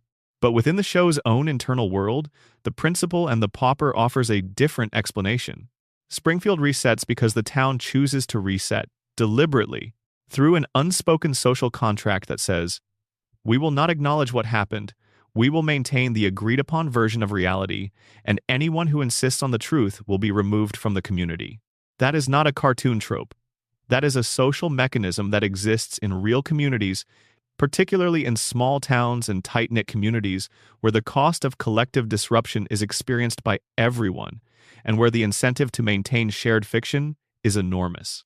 Scandals get buried. Uncomfortable discoveries get quietly settled. The official version hardens into the only version, and anyone who tries to introduce an alternative gets marginalized until the alternative fades. Springfield doesn't forget things because its residents are cognitively impaired by radiation, though that may contribute. Springfield forgets because forgetting is a collective act, a social decision maintained by the tacit agreement of an entire community that has decided some truths are too expensive to sustain. If they acknowledge the contamination, they'd have to challenge the plant. If they challenged the plant, they'd have to challenge Burns. If they challenged Burns, the economy would collapse. The jobs would disappear. The electricity would go off. Springfield would have to confront what it actually is, a company town, built on a contaminated site, kept functioning by the deliberate suppression of information, and that confrontation would be survivable only for the very few people with the resources to leave. So, they don't acknowledge the contamination. They don't challenge the plant. They choose the lie that keeps the lights on over the truth that would turn them off. Armin Tamzarian is the show's most explicit articulation of this dynamic. He is the lie that Springfield looked at directly, in full knowledge of its nature, and voted to maintain. Because Tamzarian's Springfield was working, whatever else was wrong about it, whatever fraudulence was embedded in the foundation, it was functional. People knew where to go in the morning. The school was running. There was a principal. There was routine. And the real Skinner, the truth, the actual history disrupted all of that. He disrupted the comfort of the established fiction. Springfield exiled him, made it illegal to speak his name, sent the truth away on a train. The real Seymour Skinner is, in this reading, Springfield's version of every inconvenient truth that a community can choose not to house. He is the three-eyed fish. If someone had dragged Blinky into the town hall and insisted that everyone look at her, he is the human skeletons from the plant's basement. If someone had brought them upstairs and laid them on the conference room table, He is every piece of evidence for every uncomfortable fact about Springfield that the community has collectively decided falls outside the acceptable range of things to know. Springfield didn't just choose the imposter. Springfield demonstrated in explicit procedural terms that it will always choose the imposter, that it will always find a way to maintain the comfortable lie, to legalize the comfortable lie, to exile the truth that would disrupt it. And it will do this openly, deliberately, with full awareness of what it is doing, because the alternative is a level of disruption that the town cannot absorb and still remain recognizable as itself. Under the coma theory, this episode takes on a still darker cast. If everything since season 4 is Homer's dream, then Homer's unconscious mind invented a scenario in which an entire community votes to sustain a fraudulent identity. Why would Homer dream this? What does this scenario represent for a man who is himself, in some sense, sustaining a fraudulent existence, the dream of a waking life that is not actually happening? Homer needs to believe that stolen identities can be validated by collective agreement. He needs to believe that a fake life can become real if enough people agree to treat it as real. Because Homer's coma is exactly that, a fake life, a constructed existence, a dream pretending to be reality. And as long as Springfield keeps voting to maintain the fiction, as long as the dream town keeps choosing the comfortable lie, Homer's coma continues, his family stays young, the house on Evergreen Terrace remains exactly as he left it. Springfield voted to make the lie legal. In doing so, it gave the coma a legal framework. The dream has been authorized by the community it contains. Nobody may speak of the truth. Nobody may acknowledge that things are not as they appear. And the dream goes on. The Principal and the Pauper is not a failure of the show's creative nerve. It is the show's most honest diagnosis of the place it has spent 36 years depicting. A town that looked at the truth, recognized it, understood it, and chose something else. Because Springfield always chooses something else. Because in Springfield, the truth is the thing that gets tied to a train. She is 1 year old. She has been 1 year old for 36 years. She carries a pacifier in her mouth at almost all times, and the sounds she makes are soft and ambiguous and mostly indistinguishable from random infant noise. She cannot walk reliably. She cannot form sentences. She occupies the lowest position in the Simpson family hierarchy, not because anyone has assessed her capabilities and found them lacking her capabilities, have essentially never been assessed, but because she is a baby, and babies are assumed to lack capabilities. And so the assessment never gets done. Maggie Simpson has been sitting with this assumption for 3.5 decades.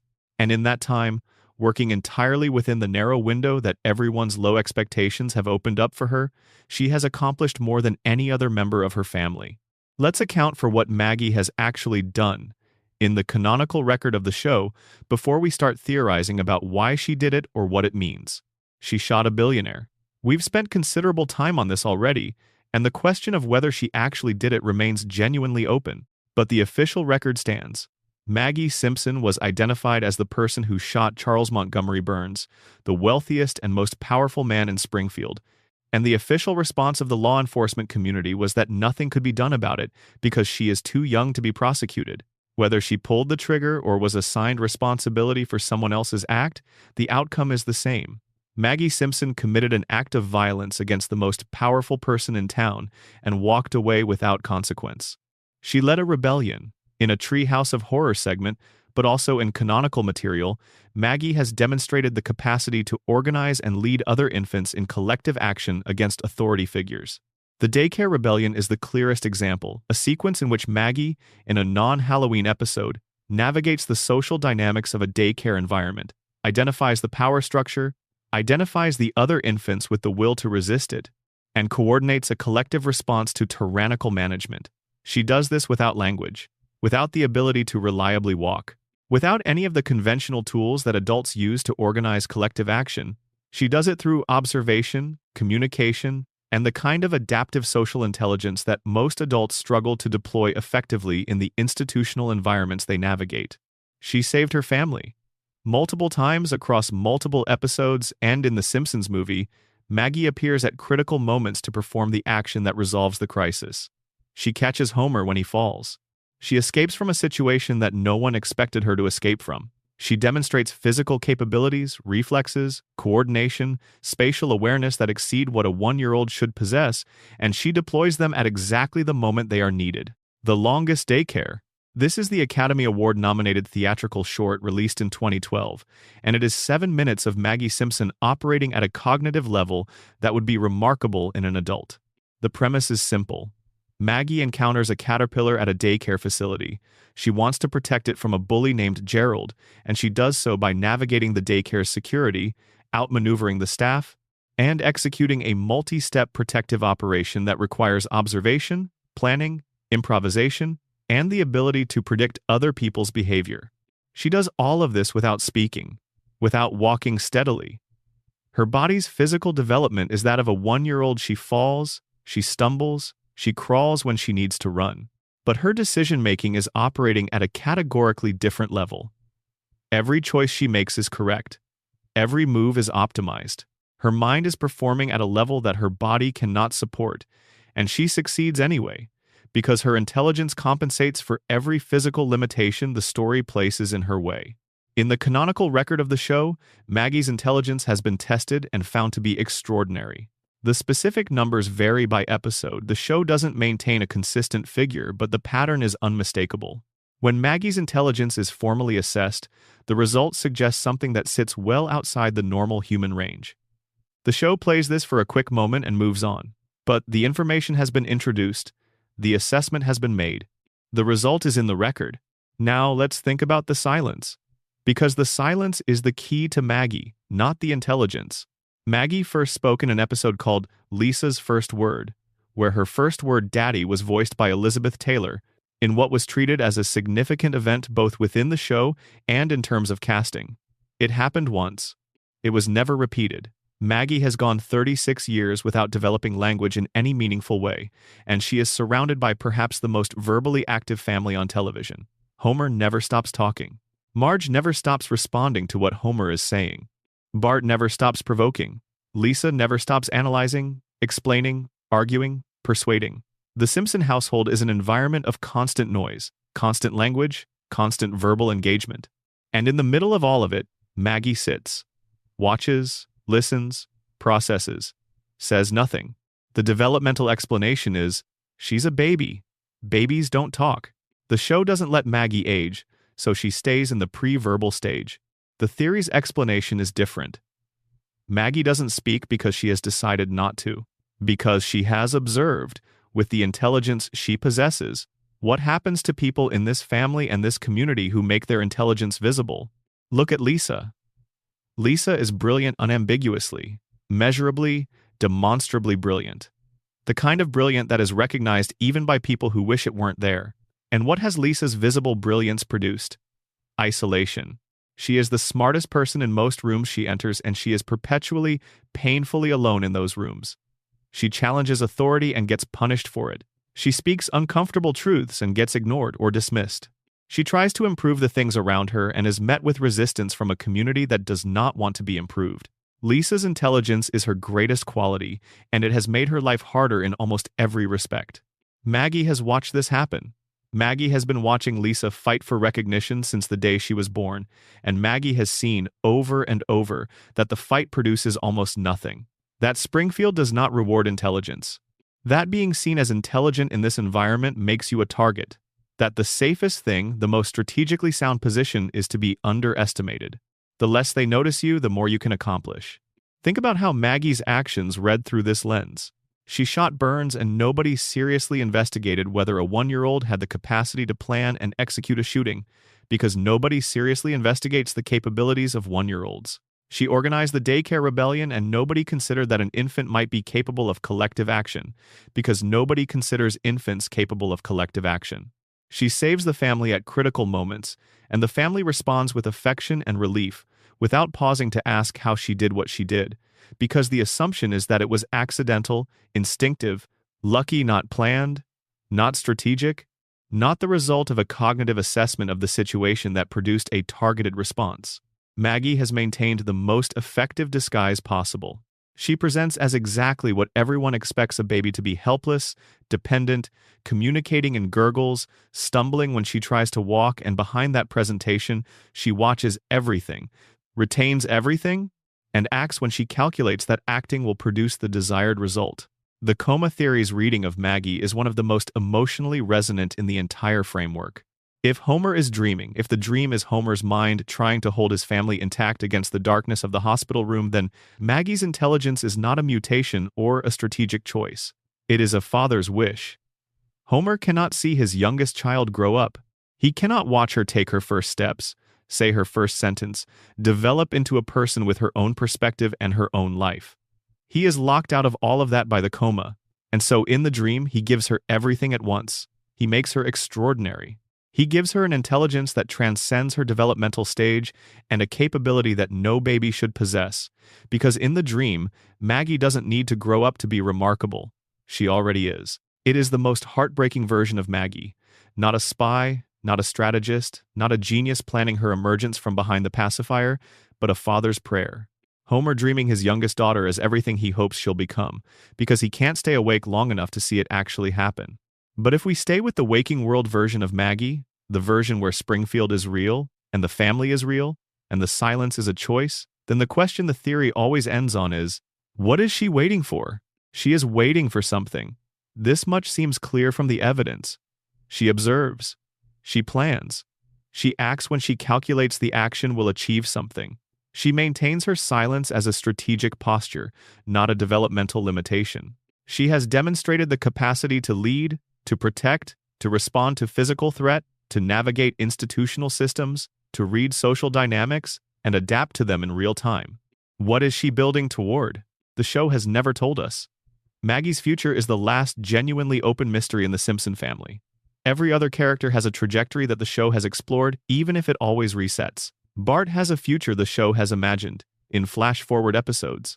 Lisa has a future the show has depicted with considerable specificity. Homer and Marge's futures are constrained by the floating timeline, but their arcs are understood. Maggie's future is entirely unknown. The show has not committed to who she becomes, what she does with her capabilities, what the silence eventually breaks for. And maybe that's appropriate. The most quietly powerful person in Springfield should have the most open-ended story, should be the one character whose next move is genuinely unforeseeable, because she has been so careful, for so long, to make sure nobody knows what she's thinking. Somewhere behind that pacifier, something enormous is waiting. Springfield doesn't know it's there. It never has. And when Maggie finally moves, when whatever she's been building toward finally arrives, the town will have absolutely no idea what hit it. Because it never does. Every few months, somewhere on the internet, a clip from an old episode of The Simpsons reappears. It shows a scene that seems, in retrospect, to anticipate something that has since happened in the real world. The clip goes viral. The comment sections fill with variations of the same response. How did they know? Someone builds a compilation. Someone else builds a counter-compilation. The argument begins again. The Simpsons predictions are, at this point, their own genre of internet content. They exist separately from any serious engagement with the show itself. People who haven't watched The Simpsons in 20 years, people who have never really watched it at all, engage with the prediction clips as standalone phenomena. A screenshot from a 2000 episode showing a future President Trump, a sketch of a device that looks like a smartwatch from a 1995 episode, an epidemic storyline from 1993 that seems to anticipate COVID-19 in broad strokes. The question underneath all of this, the one that actually has an interesting answer, is, what does the predictions phenomenon tell us about the show, about the people who made it, and about the relationship between satire and the future it satirizes? Let's start with the big one. Because you've seen it, and because it's the example that most clearly reveals both what's interesting and what's misleading about the predictions narrative. The year 2000 episode, Bart to the Future. In this episode, the show depicts a future United States in which Lisa Simpson has become the first female president. She has inherited a budget crisis from her predecessor, and in an offhand line that was clearly intended as a throwaway joke about the direction American celebrity culture was heading, her predecessor is identified as Donald Trump. 16 years later, Donald Trump won the 2016 presidential election. The internet's response was genuine bewilderment. How did they know? The show was treating Trump's presidency as an absurdity, a punchline about the logical extreme of celebrity politics. And then the punchline became real. The episode showed Trump descending from an escalator, which mirrored the visual iconography of Trump's 2015 campaign announcement so closely that the similarity was startling, even accounting for coincidence. But the writer of that episode, Dan Greaney, has addressed this directly. Trump had been publicly entertaining the idea of a presidential run since at least the late 1980s. By the time the year 2000 episode was written, Trump's flirtation with political candidacy had been a recurring feature of American public life for over a decade. The joke was not a prediction.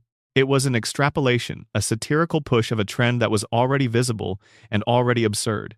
The writers looked at the trajectory and wrote the logical conclusion of it, which is what good satire does. The specific visual of the escalator descent was not in the episode. It was added later to the comparisons being shared online. The episode referenced a Trump presidency. It did not depict the specific announcement that Trump would make 15 years after it aired. This is the pattern that runs through most of the predictions, and understanding the pattern helps clarify what the show was actually doing for 36 years. The 1998 episode depicting Disney acquiring 20th Century Fox, which actually happened in 2019. The writers of that episode have explained their reasoning. Media consolidation was an accelerating trend in the 1990s. Major studios were being absorbed into larger entertainment conglomerates. Disney was the most aggressive acquirer in the space. Writing a gag in which Disney purchased Fox was not foresight, it was the satirical exaggeration of a direction that the industry was already clearly moving in. The joke made the inevitable seem funny because it made it concrete. And when it became concrete, the joke became prophetic. The 1993 epidemic episode, Marge in Chains, which depicts a flu virus spreading from Asia, causing panic buying, overwhelmed hospitals, and a frantic search for a cure. This one is harder to dismiss as simple extrapolation because the COVID-19 pandemic was not a trend visible in 1993. Global pandemic preparedness was not a mainstream concern, the way media consolidation was. But influenza pandemics were a recurring historical phenomenon by 1993. The 1918 pandemic was within living memory of people who were still alive when the episode was written. The general contours of what a pandemic would look like in a connected modern society were knowable from historical precedent. The show wrote a pandemic because pandemics happen, not because anyone in the writer's room had foreknowledge of what would happen specifically in 2020. The Simpsons writing staff has historically been one of the most academically credentialed in television. Multiple writers over the show's run have held degrees from Harvard and other elite universities. Several have backgrounds in mathematics, the hard sciences, computer science, economics, and political theory. These are people who read extensively, who follow developments in multiple fields, who understand how to reason from existing evidence to plausible future states. They are not predicting the future. They are reading the present more carefully than most people do, and then extrapolating it forward to its absurd but logical conclusions. The mathematical equation in the 1998 episode that appears to anticipate the mass of the Higgs boson particle confirmed experimentally in 2012 was written by David Cohen, who has a physics background and who constructed the equation based on actual theoretical work that was ongoing at the time. The equation was not magic. It was a demonstration that someone on the writing staff was familiar with particle physics research and incorporated it into the show's background gag. The Higgs boson's mass had been estimated through theoretical calculations before it was experimentally confirmed. The show's equation was working from the same theoretical framework, not from foreknowledge of the experimental result. Homer's 1999 cosmological theory about the universe being shaped like a donut, subsequently echoed by cosmological findings, suggesting a toroidal structure is the purest version of what the show does with scientific knowledge. It takes a real and seriously entertained scientific idea, the toroidal universe hypothesis, which has been discussed among physicists since at least the 1980s, attaches it to the least likely person imaginable, Homer Simpson, and plays the contrast for laughs. The joke does not become a prediction until the underlying scientific idea gains additional support, and when that happens, the original joke looks prophetic because the scientific idea it was joking about has been validated.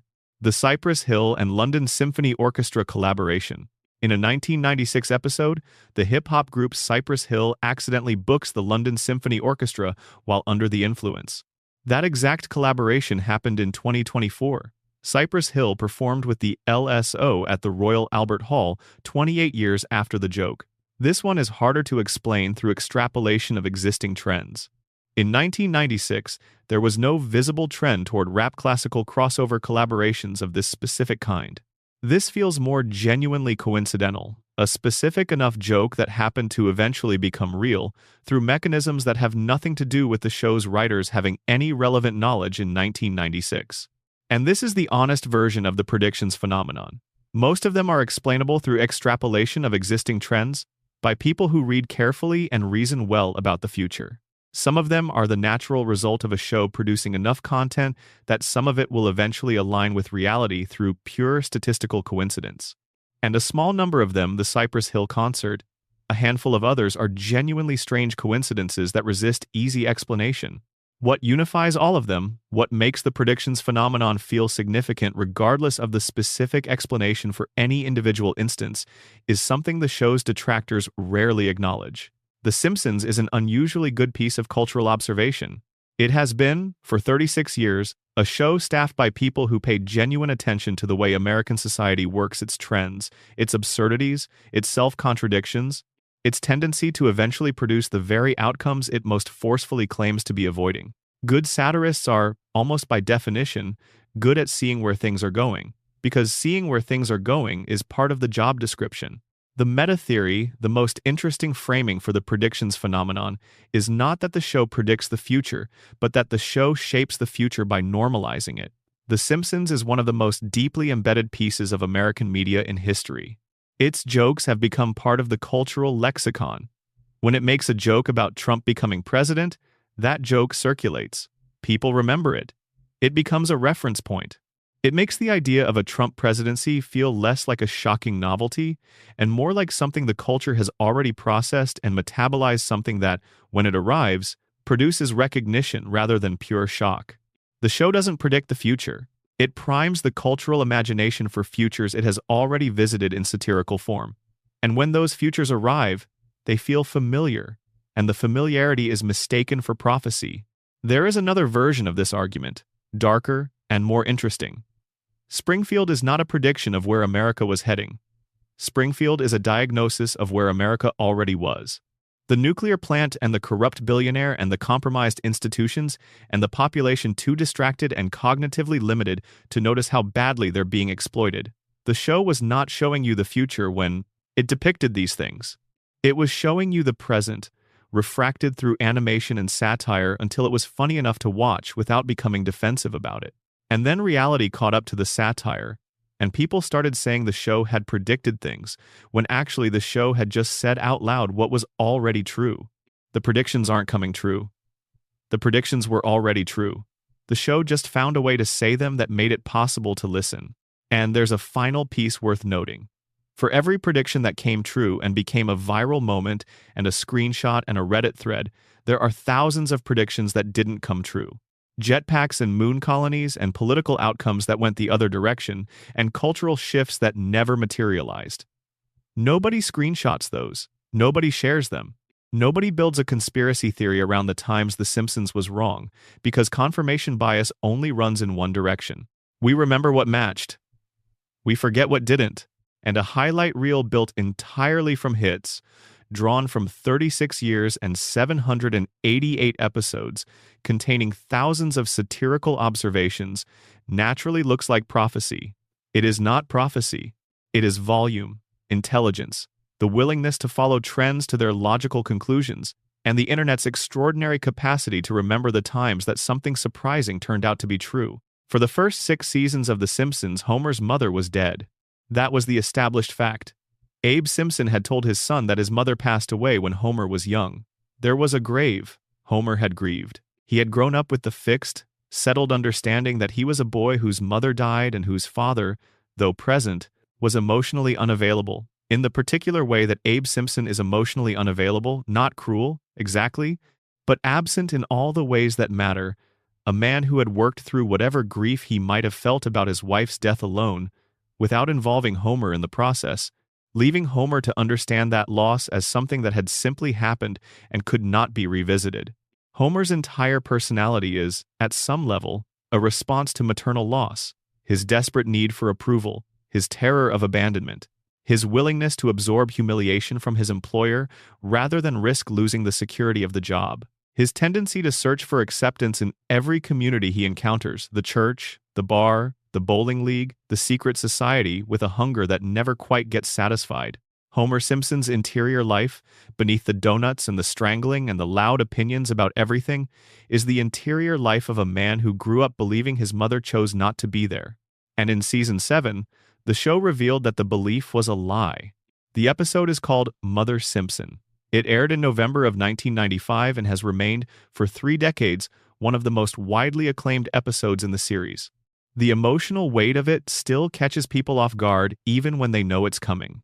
The mechanism that brings Mona back into Homer's life begins with a classic piece of Homer foolishness.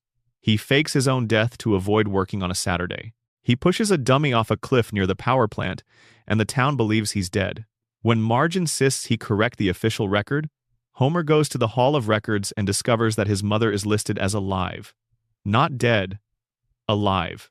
The grave Abe had shown him his whole life was not Mona's grave. It was the grave of Walt Whitman, the poet, whose headstone Abe had apparently been using as a prop in an extended deception.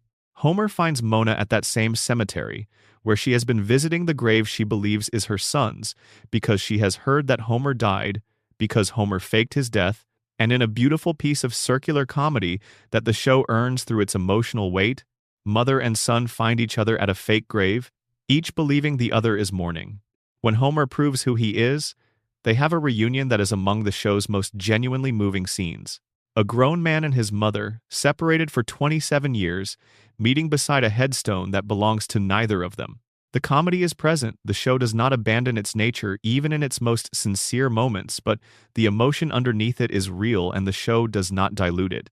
And then Mona tells Homer the truth. She did not die. She did not leave because she stopped loving him. She left because she had to, because staying would have put Homer and Abe in danger. Because the man who owned the nuclear power plant, the man Homer would grow up to work for, without ever connecting the dots, had destroyed her life and forced her underground. The story begins in 1969. Mona Simpson was a housewife. She was married to Abe. She had a young son named Homer. She was living an ordinary life in Springfield when something changed. The world was changing around her. With the civil rights movement and the Vietnam protests, and the counterculture reaching even into the domestic stability of a Springfield household, and Mona was radicalized.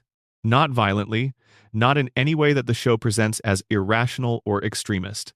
Mona came to believe that some things were worth fighting against, and the thing she chose to fight against was a biological weapons laboratory owned by Burns. A biological weapons laboratory. This is worth pausing on, because it sits alongside the nuclear plant in the picture of what Burns actually is, and what his relationship with Springfield has been.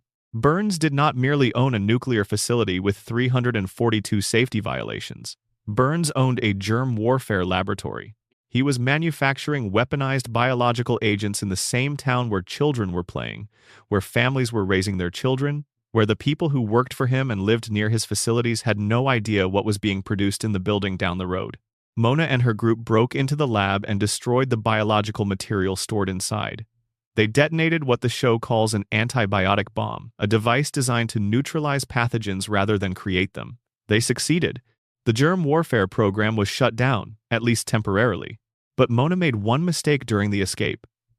She stopped to help someone who had fallen in the chaos. That someone was Burns. She helped the man whose weapons she had just destroyed, and Burns saw her face. He identified her. He reported her to the FBI.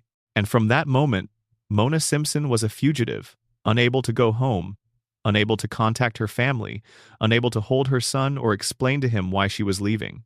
She kissed Homer goodbye while he was sleeping and disappeared. Homer woke up and his mother was gone.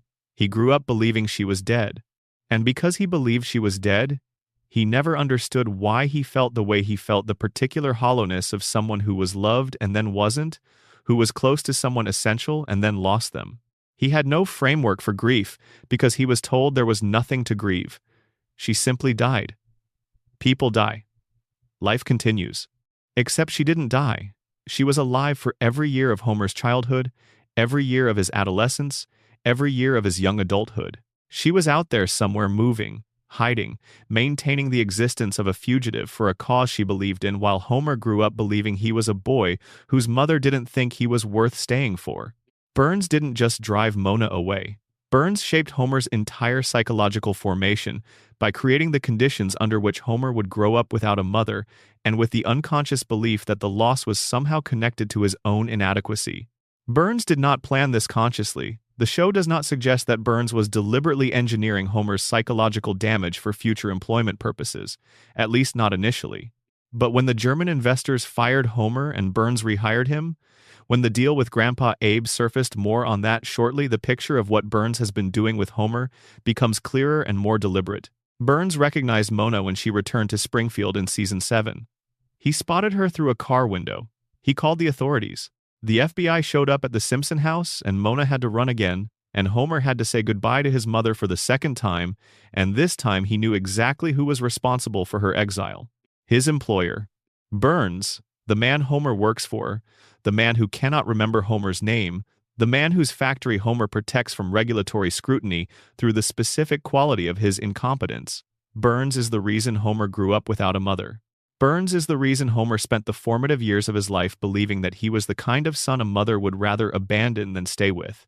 Burns is the reason Homer's personality developed the way it did: the neediness, the search for approval, the inability to challenge authority, the capacity to absorb endless humiliation in exchange for the security of continued employment. Homer doesn't connect the dots. The show presents this with specific, deliberate clarity. Homer learns who drove Mona away. He processes it in the immediate emotional context of the episode, and then it dissolves, like everything else in Springfield, into the general background of his life. He doesn't quit. He doesn't confront Burns. He doesn't fundamentally alter his relationship with his employer in light of the revelation that this employer destroyed his family. Because Homer Simpson cannot make that connection. His brain doesn't work that way, not because Homer is naturally unintelligent, but because the combination of the crayon, the radiation, and the specific psychological formation created by maternal loss has produced a cognitive and emotional architecture that cannot sustain that level of causal reasoning about his own situation. He can feel the loss. He cannot trace it to its source and hold that trace clearly enough to act on it. Burns broke Homer before Homer was old enough to understand what was being done to him. The deal with Grandpa Abe adds another dimension to this. The show eventually reveals that Burns committed a crime at some point in the past and Abe Simpson discovered it. The specific crime varies depending on the episode that mentions it, but the structure is consistent. Burns had done something that Abe could have reported, and in exchange for Abe's silence, Burns guaranteed Homer lifetime employment at the plant. Regardless of Homer's performance, regardless of his documented errors, the show puts the number at over 700 separate incidents. Homer would always have a job. This is not kindness. This is not even pragmatic tolerance of a useful incompetent. This is a contractual arrangement between two men who both understand something about their situation that Homer is not meant to understand. Abe knows Burns did something that should have been reported and chose silence instead. Burns knows that Homer's incompetence is the structural guarantee that the plant's violations remain uninvestigated. Both of them are, in different ways, complicit in what the plant does to Springfield and what the plant's existence does to Homer. And Homer stands between them, working his job, living his life, too damaged by the combined weight of maternal abandonment and cognitive impairment and lifelong radiation exposure to understand that he is not just an employee at a nuclear facility. He is the living instrument of a deal struck decades ago between his father and his mother's persecutor. He is the evidence that the deal is being honored. His continued employment is the price Burns paid for Abe's silence, and every day Homer shows up and presses the wrong buttons and sleeps at his console, he is honoring a contract he doesn't know exists. Mona died in a later season. The episode where it happens is quiet and real and sad in a way that the show does not often allow itself to be. Homer sits beside her. He holds her hand. He watches her go. No reset. No joke that undercuts the emotion. No reset to normal before the credits. Just a man and his mother and the weight of everything that was taken from them by a billionaire who couldn't remember the name of the employee he had helped shape into someone incapable of fighting back. The conspiracy at the heart of the Mona Simpson story is not a conspiracy in the thriller sense. There is no single plan, no coordinated operation, no moment when someone sat down and said, "We will destroy this family for profit." It is the slower, more real kind of conspiracy, the kind that forms out of the intersection of power, self-interest, and the willingness to let the consequences of one's actions fall on people who are not in a position to resist them. Burns drove Mona away, not to hurt Homer, to protect himself. Abe made his deal with Burns, not to hurt Homer, to protect himself. The doctors in Springfield who never found the crayon, whether through incompetence or something else, were not trying to damage Homer. They were at best failing to do their jobs, and at worst, allowing an existing condition to remain because the removal of it would create complications for someone with more power than Homer. None of these actions were directed at Homer specifically, but they all converged on Homer. They all landed on the child who had no agency in any of it, who couldn't fight back, who didn't even understand what was happening to him. And they made him into the specific kind of person that the system needed him to be: compliant, cognitively limited, emotionally dependent on the approval of the employer who, if Homer could think clearly enough to trace the line, is the source of almost every significant loss in his life. The mother who wasn't there, the potential that was never realized, the life that could have been and wasn't. Burns didn't just take Homer's mother, Burns took Homer's future. Sealed inside a crayon and a lifetime of exposure and a deal his father struck in the dark, the man Homer might have been keeps living on the other side of a wall that Springfield's whole invisible machinery maintains. The show proved this with the crayon removal episode. Smart Homer is brilliant and articulate and sees the world clearly and is absolutely miserable, because seeing Springfield clearly is unbearable. And in choosing to reinsert the crayon, Homer is choosing the only kind of peace available to him. Not a good life.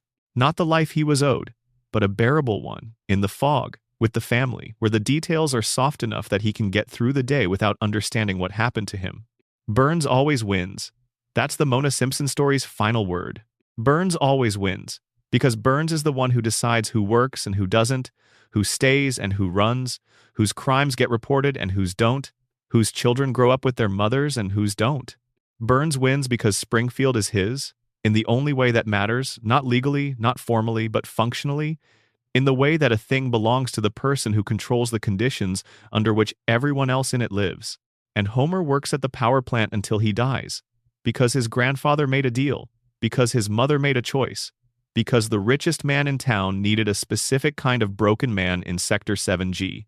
And Homer was broken, very carefully, before he ever clocked in. Springfield is the most famous fictional town in America. This is not a contestable claim. More people can name Springfield than can name the capital of half the states in the actual country. Springfield has a nuclear plant, and an elementary school, and a bar, and a gorge, and a tire fire, and a monorail. It has a harbor, and mountains, and farmland. It has been Springfield for 36 years. And nobody, not the show's creator, not its writers, not the decades of investigative work done by its fan community, can definitively say which state it's in. This is, on the surface, a production decision. Matt Groening named the town after Springfield, Oregon, where he grew up. He chose the name because Springfield is one of the most common city names in America. There are Springfields in dozens of states, and because the generality of the name suited the universality the show was going for. A town called Springfield could be anywhere. That was the point. Groening confirmed this in a 2012 Smithsonian Magazine interview. He said the town was named after Springfield, Oregon. The mystery was solved. For approximately 48 hours, people who cared about this question had their answer. And then the show continued, airing episodes that placed Springfield in geographic contexts incompatible with Oregon. And the writers didn't honor Groening's revelation, and the mystery resumed as if it had never been touched. Because the mystery is the point. The deliberate, maintained, carefully sustained impossibility of Springfield's location is not a production oversight.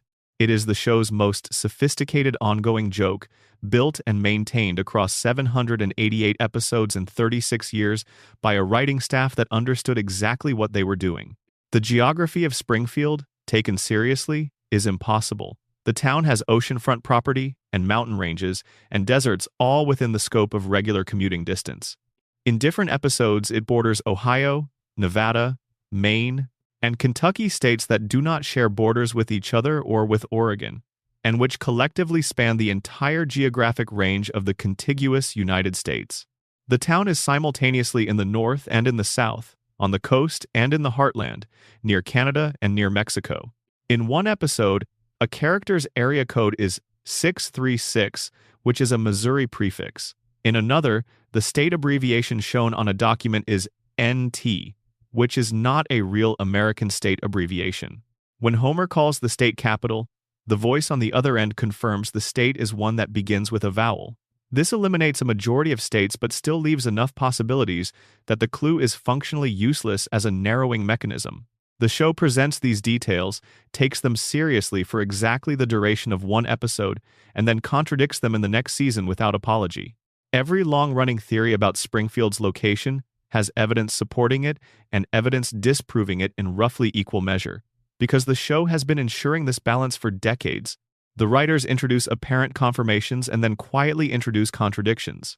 Any fan who has spent significant time trying to pin down the state has eventually arrived at the same conclusion.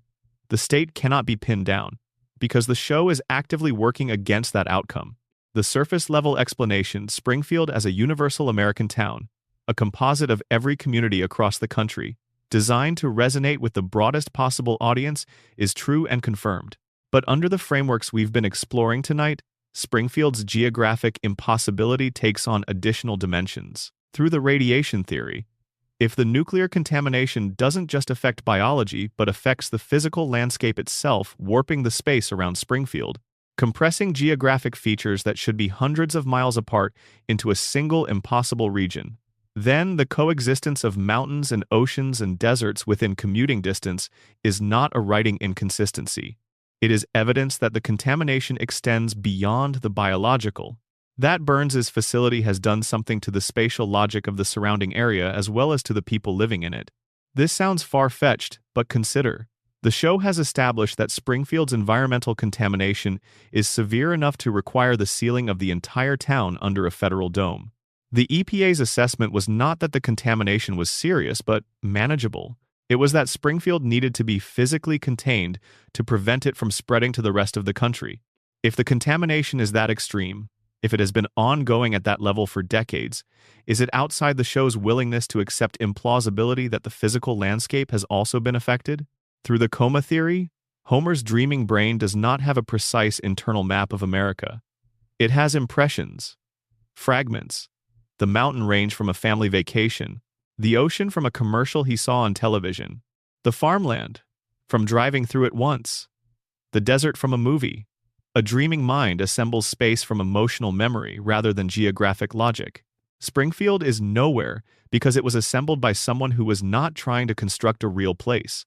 It was assembled from the pieces of every place Homer ever loved or wanted or remembered, laid on top of each other without regard for whether they're compatible. Because in a dream, compatibility doesn't matter. Proximity is emotional, not physical. Through the collective denial framework, a town with no fixed location cannot be regulated with any consistency. If Springfield's state jurisdiction changes depending on which episode you're watching, then the regulatory environment changes with it. The EPA office that had jurisdiction last season may not have it this season. The state attorney general who was building a case against the plant's operating violations may have lost jurisdiction in the time it took the case to develop. The federal investigators who were following up on the human skeletons in the basement may be operating in the wrong state when they try to file the charge. You cannot hold anyone accountable for anything if the jurisdiction is perpetually undefined. Springfield floats between states because floating is safer than landing. Landing means accountability. Landing means someone shows up with a map and a badge and the right paperwork and asks, "What has been happening here? What did you know? When did you know it? And who signed off on the cracked cooling towers and the luminous rats and the radioactive waste on the school playground?" As long as Springfield is everywhere and nowhere, those questions can always be kicked to a different jurisdiction. The investigation can always be redirected to the state where Springfield was last week, which may not be where it is this week, and by the time the paperwork catches up, the window has closed again.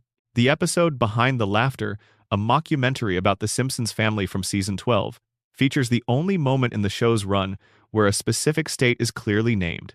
In the original broadcast, the family is described as being from northern Kentucky.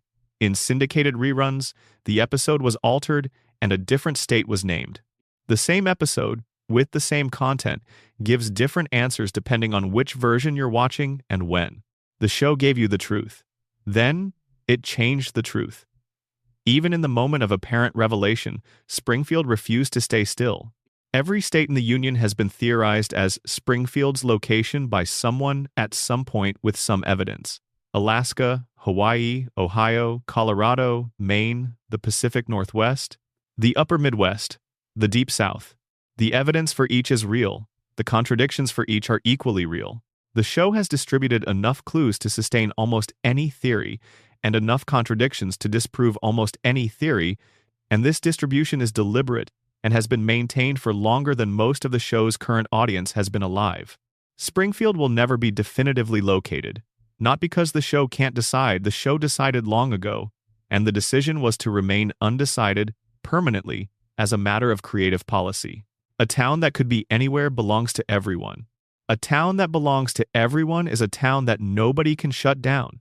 Nobody can regulate into consistency. Nobody can hold responsible in any jurisdiction, because the jurisdiction is always somewhere else. Springfield is everywhere. Springfield is your town.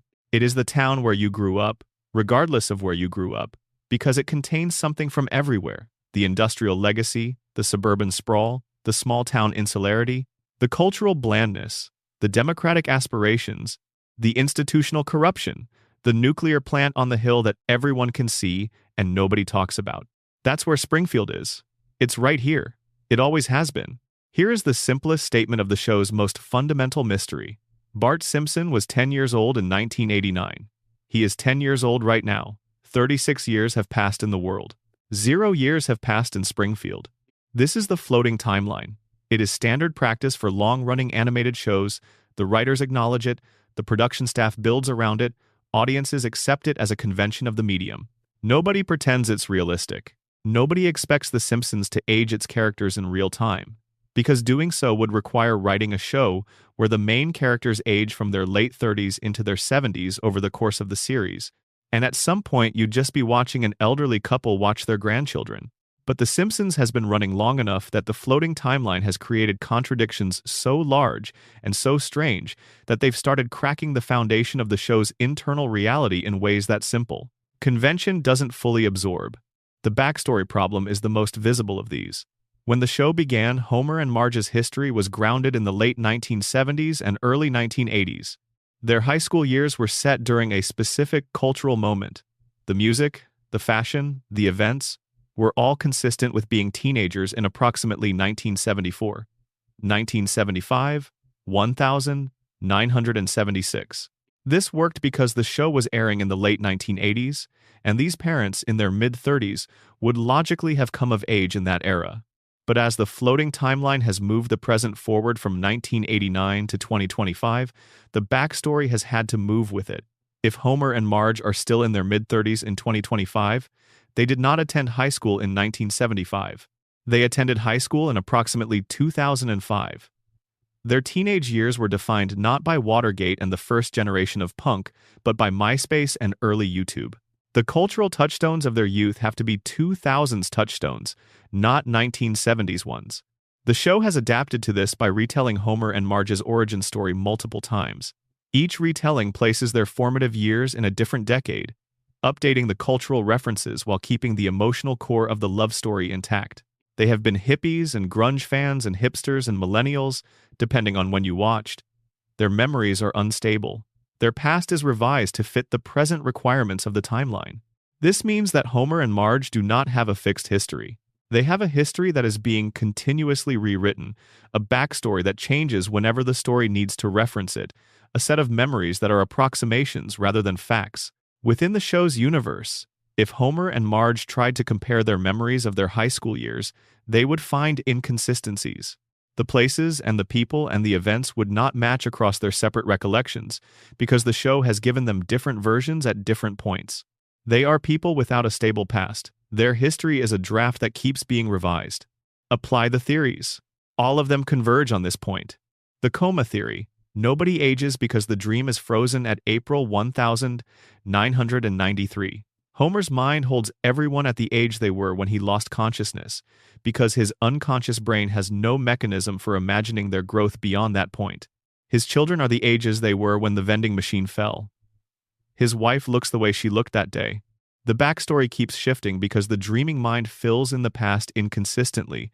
The way dreams fill in backstory inconsistently, the details are always slightly wrong, the timeline is always slightly off, but the emotional truth of the memory is preserved even when the specific facts are muddled.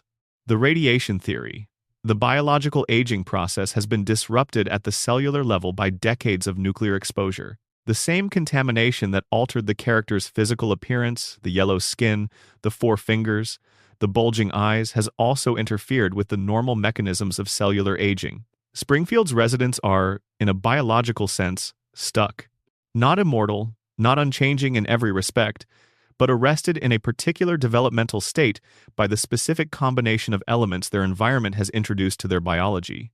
The collective denial theory from the principal and the pauper, the town has voted, collectively and repeatedly, to not acknowledge the passage of time in any way that would require the community to confront its own situation. If Bart turned 11, if Lisa turned 9, the families of Springfield would be forced to start thinking about futures, about what kind of future is available in a town like this, with schools funded by a man who stole the oil that should have funded them, and water that produces three-eyed fish, and an employer who glows in the dark and can't remember the name of his longest-serving employee. Acknowledging aging means acknowledging futures, and Springfield cannot afford to think about its futures because its futures are uncomfortable, so the town doesn't age. The community agrees, through the same mechanism it has used to agree on everything else, that time will not be allowed to pass in any meaningful way. The children stay young, the parents stay middle-aged, the same couch, the same house, the same neighborhood, the same everything, preserved in the specific state that was current on the day the social contract was last renewed. The show has imagined its characters older, multiple times. Lisa's wedding shows a 23-year-old Lisa, engaged to be married, living her own life in a city far from Springfield, coming home for a visit and finding her family exactly as she left them, frozen, yellow, unable to really hear her even when she's standing in front of them. The episode is beautiful and sad, and it proves that the show can imagine growth. It just declines to allow it, because allowing it would require ending, and the show cannot end.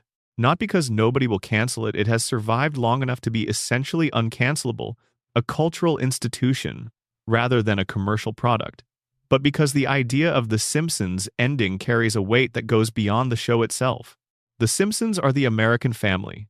They have been the American family for 36 years, and the American family, as a cultural ideal, cannot be allowed to age, cannot be allowed to dissolve into the natural processes of time, the children leaving, the parents growing old, the house on Evergreen Terrace changing hands, becoming someone else's. That dissolution is too real, too much like the actual experience of actual families, too much like the thing that happens when you look up from the show and realize that the couch you were sitting on when you first watched it is gone, that the person you were watching with is older, that you are older, that 36 years have passed and you are not the same person who laughed at the same joke back in 1989. As long as Bart is 10, you don't have to face that. As long as Homer is fumbling through the same door at 742 Evergreen Terrace, as long as the couch gag plays and the family assembles and the saxophone riff fills the opening credits, you can go back to whenever you were when you first fell in love with this show, and the distance between then and now doesn't have to exist. The floating timeline is not the show's weakness. It is the show's gift. The thing it offers that nothing else in television can quite replicate the promise that this specific version of a family, in this specific version of a home, in this specific version of an American moment, will still be there when you come back. Next week, next year, 30 years from now, The Simpsons will be on. Springfield will be there. And Bart will still be 10.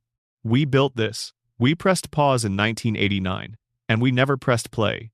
And now here we are, 36 years later, watching the same family in the same house and not wanting it to change, because changing means ending, and ending means admitting that something we loved was temporary all along. The loop isn't their prison, it's ours, and we made it out of love, which is the best possible reason for a prison, and also, at the end of everything, probably not enough of one.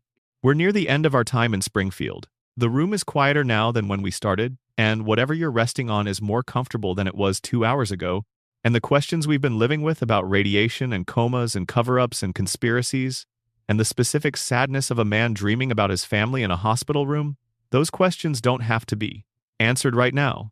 They can sit with you. They can be the texture of the space between here and sleep. But before we go, there are two more characters in Springfield who deserve attention. Two people who together, in different ways, say something true about what the show has spent 36 years actually being about. Hans Moleman. If you've watched the show for any length of time, you know Hans Moleman. Even if you don't know his name, he is the tiny, ancient-looking man with the thick glasses and the defeated posture who appears in the background of Springfield scenes and exists primarily to suffer. He gets hit by cars. He gets crushed by objects. He gets buried alive. He gets eaten by animals. He gets struck by lightning. He walks into traffic. He is, by conservative count, the most frequently killed character in the history of American television animation. And he has been killed dozens of times in canonical, non-Halloween episodes across the show's run. Moleman dies, and then he appears in the next episode, completely fine, not explained, not resurrected through any narrative mechanism. He simply returns, ready to be killed again, in an endless cycle of death and revival that the show treats as background noise. The obvious reading is running gag. It's funny that Moleman keeps dying and nobody notices. Don't think about it. The radiation theory's reading is different. Moleman may represent the most extreme mutation in Springfield, a man whose biology has been so fundamentally altered by decades of nuclear exposure that his body can reconstitute itself after fatal trauma. This would distinguish him from Homer, whose extreme resilience to injury is better characterized as an inability to die from damage rather than an actual return from clinical death. Moleman actually dies, in the show's own depiction, and then returns. If Springfield's contamination has produced this effect in one resident, a reconstitutive capacity, a death that is temporary rather than permanent, then death in Springfield functions differently than it does anywhere else, which is consistent with Burns's century-plus lifespan and Homer's indestructibility and the general sense that biological rules operate on modified terms in this town. The coma theory's Moleman is simpler and sadder. He is a background process in Homer's dream, a filler character that Homer's unconscious mind doesn't invest enough sustained attention in to maintain consistently. Moleman dies because Homer's dreaming brain occasionally loses track of the minor characters, allows them to lapse, and then reinstates them when the next scene requires someone in that spot. He is not a person in this reading. He is furniture. Dream furniture, periodically broken and periodically restored, because the dream needs a certain number of bodies to feel like a functioning town. The collective denial theory's Moleman is the most explicitly social reading.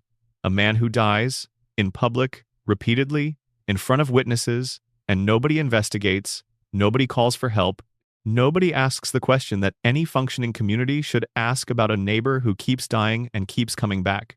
Springfield has simply agreed not to notice.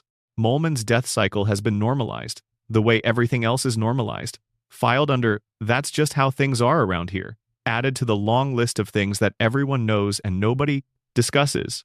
And then there is the detail the show slips in so quietly that many viewers miss it. Moleman in one episode mentions his age. He says he is 31 years old. He appears to be in his late 80s or 90s. He looks, in every visual aspect, like a man who has lived far longer than any ordinary human lifespan should permit, and yet he says he is 31. If this is true, if Moleman is actually 31 years old and looks the way he does, then something in Springfield aged him catastrophically. Something took a man in the early stages of his adult life and compressed decades of biological deterioration into a period that should not have produced that outcome. Something that also apparently made him nearly indestructible despite his apparent frailty. Something that turned death into a revolving door. The radiation theory has an answer for this.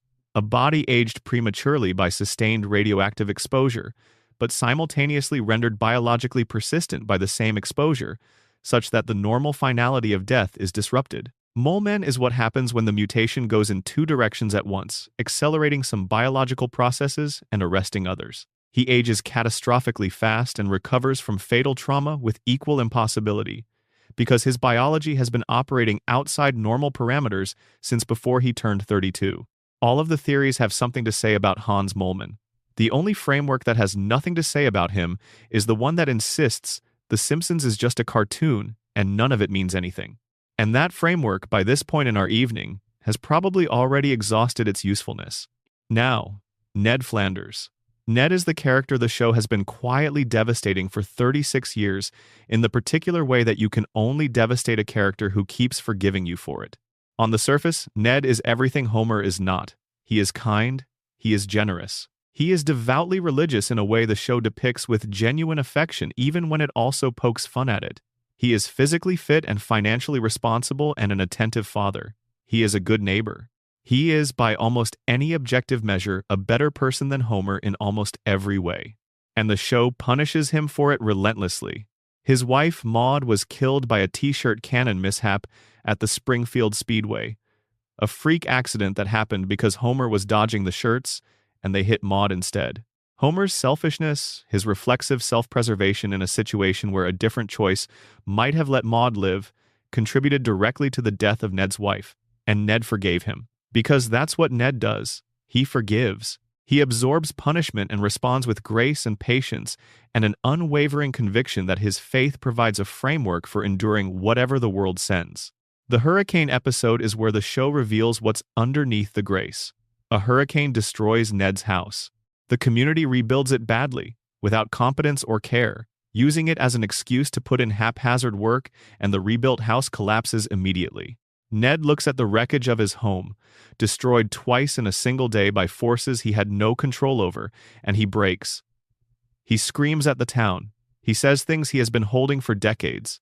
He insults everyone who has ever wronged him, and the list is long enough that the outburst lasts a while. And then he is institutionalized. In the psychiatric facility, the show reveals what is actually underneath Ned's relentless niceness. It is not saintliness. It is the result of childhood behavioral modification. Ned was a violent, uncontrollable child. His beatnik parents, who did not believe in discipline, took him to a psychiatrist who spent years conditioning the aggression out of him through sustained behavioral reprogramming. The Ned Flanders of the show's present is not a man who is naturally kind. He is a man who was trained through years of psychological intervention to suppress everything that was natural in him and replace it with programmed responses that read as virtue. His patience with Homer is not the patience of a saint. It is the conditioned response of someone for whom the behavioral pathways that would lead to expressing anger have been rerouted through years of clinical intervention. He cannot feel the anger in any normal way, because the anger was the thing the therapy targeted. When the conditioning fails, when the hurricane removes the last available buffer between the programming and the underlying reality, what emerges is terrifying. Not because Ned becomes violent, but because the despair that pours out is bottomless. He is a man who has been performing goodness for his entire life, and who has received nothing for it, and who cannot even feel properly angry about what he's received, because the anger is the thing they took from him in childhood before he was old enough to consent to its removal. And then there is the theological dimension, which is the cruelest joke the show ever told about Ned Flanders, and the one it commits to most completely. God talks to Homer. This is canonical. The show depicts God as an actual presence in the show's universe, a character who has appeared and spoken directly. Homer has had multiple conversations with God, face-to-face, real conversations, the kind that Ned would presumably consider the greatest possible spiritual gift, the confirmation of everything he has organized his entire life around. And God has never once spoken to Ned. The most devoted, most faithful, most consistently practicing believer in Springfield, the man who goes to church every week and reads scripture and tries to live according to the principles of his faith every day, receives no response. The divine is silent for Ned, while Homer, who sleeps in church, who treats religious observance as an interruption to his leisure time, who has a relationship with God that is somewhere between casual acquaintance and vague structural awareness, gets actual conversations, gets the direct engagement, gets the confirmation that the divine framework is real and operational. This is not incidental. This is the show's theological statement, buried in the character design of its most overtly religious character. Goodness is not rewarded in Springfield. Faith is not answered. Kindness is not protected. The system, whether it's Burns's empire, or the radiation, or the collective denial, or the dream, does not function according to moral principles. It functions according to power. Burns wins. Homer survives. And Ned Flanders, the most morally earnest person in the entire show, pays every cost and receives every loss and keeps forgiving his way toward a death that will, presumably, eventually arrive without having provided him with any of the reassurance his faith promised. Homer and Ned live next door to each other. They have lived next door to each other for 36 years. And the gap between them, the gap between the man who tries and the man who doesn't, between the man who does everything right and the man who does everything wrong, has never narrowed by a single inch. The system is not designed to narrow it. The system is designed to keep them exactly where they are. Homer at the plant, getting his paycheck from the man who destroyed his family. Ned at the church, waiting for a God who talks to everyone except the person most desperately listening. Burns at the top, managing his immortality through weekly treatments and institutional corruption. Lisa in her room, playing her saxophone and reading philosophy and being brilliant and being alone. Maggie behind the pacifier, watching everything, waiting for the moment she decides to act. Bart on his skateboard, still 10 years old, still the engine of chaos, still the kid who hasn't figured out yet that the chaos is actually the most alive thing in Springfield. And Marge at the kitchen counter, patient as geology, keeping the whole fragile structure standing through sheer force of her willingness to stay. Not because staying is easy, because someone has to, and Marge has always understood that she is the load-bearing wall in this family. This is Springfield. This is what we found when we walked through it slowly, over the course of this long, quiet night. Not the cartoon on the surface, the architecture underneath, a town built on contaminated ground, maintained through collective denial, kept running by the manufactured consent of a population that has been, through various means, both deliberate and accidental, prevented from thinking clearly enough to change it. A family that loves each other with a ferocity that the show has never once allowed to be theoretical. A billionaire who is too expensive to die. A baby who is too smart to be noticed. A dreaming man who is too afraid to wake up. And a floating timeline that holds all of it in suspension, indefinitely. Because the alternative, letting the story end, letting the family age, letting Springfield become the kind of place that has a history rather than just a present, is something nobody has been willing to do. Not the writers, not the network, not the audience, not Springfield itself. We want it to keep going. We've always wanted it to keep going. We sit down every week or every night, or every time a clip surfaces on the internet and we return to the same family and the same town and we find them unchanged, and we exhale and we settle in. Because as long as Bart is 10 and Lisa is 8 and Homer is stumbling through the door at 5:30 after another day at the plant and Marge is waiting and Maggie is watching, the specific version of the world that Springfield represents is still alive. The chaotic, dysfunctional, yellow, four-fingered, radiation-soaked, coma-dreamed, billionaire-controlled, collectively denying, impossibly located, perpetually resetting version of the American family is still there. Still on the couch, still watching television, still finding its way home at the end of every episode, no matter what happened during it. That is what The Simpsons is. After 36 seasons and 788 episodes, and all the theories and all the mysteries and all the questions we've been asking tonight, that is the final shape of it, a family. An impossible town, and the audience's refusal, repeated every single week for 36 years to let either of them go. We've spent a long night in Springfield. We've walked through the radiation and the coma and the shooting and the immortality and the fraud and the silence and the predictions and the grief and the geography and the time that doesn't pass. We've asked every question the show has been quietly raising since 1989. We didn't find all the answers. Springfield doesn't offer all the answers. It never has.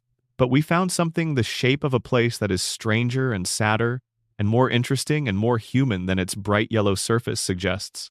A place where the biggest questions have always been sitting in plain sight, waiting for someone to ask them slowly enough to hear the response. The room is quiet now. The night has done most of its work. Springfield will be there tomorrow, unchanged, exactly as you left it. The couch and the plant and the cracked towers and the three-eyed fish and the dreaming man and the silent baby and the forgiving neighbor and the patient mother and the whole impossible beautiful thing, running, resetting, beginning again. Format optimized for 11 Labs voiceover generation. There is something worth sitting with a little longer when it comes to the contamination theory, because the surface reading the plant is leaking, the town is poisoned, Burns knows and doesn't care while accurate, understates the particular texture of what the show is describing. The most unsettling quality of the contamination narrative is not that it is happening. It is that it has been happening for so long, to people who have been absorbing its effects for so long, that the contamination has become the baseline. The people of Springfield do not experience their lives as contaminated lives. They experience them as normal lives. The yellow skin is normal. The 4 fingers are normal.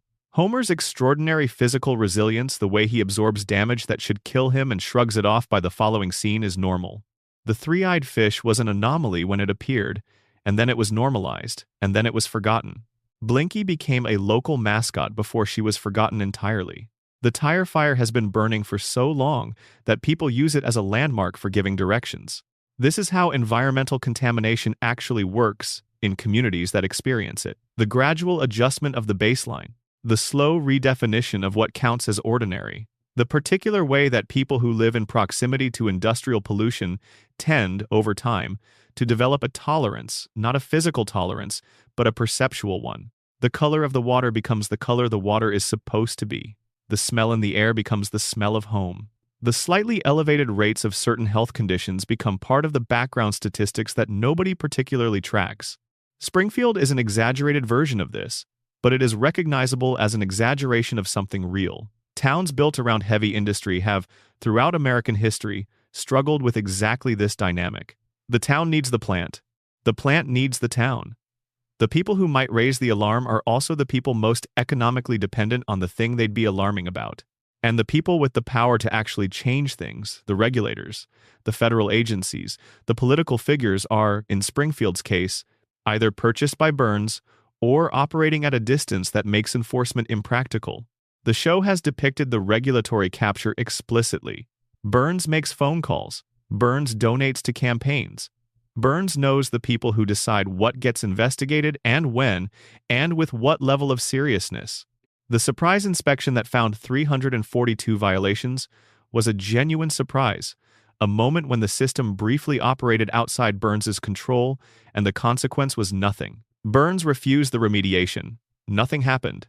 The regulatory body that should have enforced the remediation did not return, because Burns made some phone calls, or the estimate was too large, or the political will wasn't there, or all three, which is how regulatory failures of this kind typically unfold, not through a single corrupt act but through the accumulation of small failures, each individually explicable, collectively catastrophic. The water is the thing that comes back to me most when I think about the contamination theory in its fullest form. Water is foundational. Water is the thing that connects everything. It flows through the landscape, it enters the food supply, it becomes part of every biological system it touches. If the river near the plant is producing 3-eyed fish, the same water is entering the municipal supply. The same water is in the pipes that run to every kitchen in Springfield. It's the ice in Homer's drinks at Moe's. It's what the children drink at school. It's what Marge uses to cook. It's what runs through the sprinklers on Ned Flanders's impeccably maintained lawn. The water connects the plant to every resident of Springfield in an unbroken chain of distribution, and the chain has been running, continuously, for as long as the plant has been operating. Every meal cooked in Springfield, every glass of water poured, every cup of coffee, every bath, every time someone turned on a tap, the contamination was there, distributed through the town's infrastructure, entering bodies in the smallest possible increments, building up over years and decades into something that doesn't announce itself with a dramatic symptom, but instead just gradually, quietly, makes the baseline slightly different than it was before. This is the horror of slow contamination, and it is the specific horror the theory identifies in Springfield. Not an explosion, not a meltdown, not a visible catastrophe that demands an immediate response, just a continuous, invisible, unacknowledged alteration of the biological baseline of an entire population, spread through the most essential resource they consume, administered in doses small enough to be beneath any single moment of alarm, accumulated over a time span long enough to produce changes so fundamental that the changes themselves feel normal. The human skeletons in the basement of the plant are the show's most explicit acknowledgement that the contamination has already produced fatal outcomes that were handled quietly rather than reported. Those are people. Those skeletons were people who worked in or around that facility, and whose deaths were apparently not recorded through any official channel. They were not buried. They were not documented. They are in the basement of an active reactor facility, and the safety inspector who is supposed to ensure these things don't happen sleeps through his shift. Burns has a pharmaceutical division. This detail appears in the show's background material. in the dense visual information that the show sometimes embeds in corporate documents and organizational charts that appear briefly on screen. Burns's holdings are not limited to the nuclear plant. He has interests in multiple industrial sectors, including pharmaceutical research. He funds private medical research. He has retained personal physicians whose work operates outside the normal channels of medical documentation and peer review. The pharmaceutical division is relevant to the contamination theory in a specific way. It suggests that Burns has the capacity to understand, in clinical and biochemical detail, what his plant's output is doing to biological systems. He is not just observing the contamination from a distance and inferring its effects from the visible mutations. He has the research infrastructure to study it directly. He is, in a very real sense, running an experiment, one without informed consent, one whose participants have no idea they're enrolled in it, one that has been running for decades on the biological effects of long-term, low-level radiation exposure in a human population. And the population he's experimenting on is too cognitively impaired by the same exposure to understand what's happening to them. The experimental subjects cannot report meaningful adverse effects because the cognitive effects of the contamination have limited their capacity to identify, articulate, and escalate concerns about their own health. They feel something, sometimes. The show depicts characters who are tired, or slow, or confused, or who respond to pain with less urgency than the pain would seem to warrant. But they attribute these experiences to other causes, working too hard, drinking too much, being Homer, rather than to a systemic environmental condition. The show gives us one character who cuts through all of this, Lisa Simpson. Lisa, 8 years old, with an IQ of 159 and a clarity of moral and analytical vision that is not blunted by the same mechanisms that limit everyone else around her. Lisa notices things. Lisa asks questions. Lisa makes connections between causes and effects that the other residents of Springfield cannot perceive. And the community's response to Lisa's noticing is consistent and depressing. She is dismissed, ignored, lectured about being too serious, told she worries too much, or simply not heard by people whose capacity for sustained critical engagement with uncomfortable information has been reduced to a level that makes real hearing impossible. Lisa is the show's immune response. She is what the town's critical function would look like if it were operating. And the fact that she is a child, isolated in her intelligence, unable to actually change anything about the conditions she perceives so clearly, is the most pessimistic statement the show has ever made about the possibility of reform in Springfield. The person who can see what's happening lacks the power to stop it. Everyone who has the power to stop it cannot really see it. The contamination made sure of that. The coma theory has layers that don't reveal themselves immediately, and some of the most interesting ones are in the specific details of what Homer's dreaming mind chooses to construct and what it chooses not to. Consider Homer's professional life in the dream. In the waking world, the world before the coma, Homer's life at the nuclear plant was one of tedium and frustration.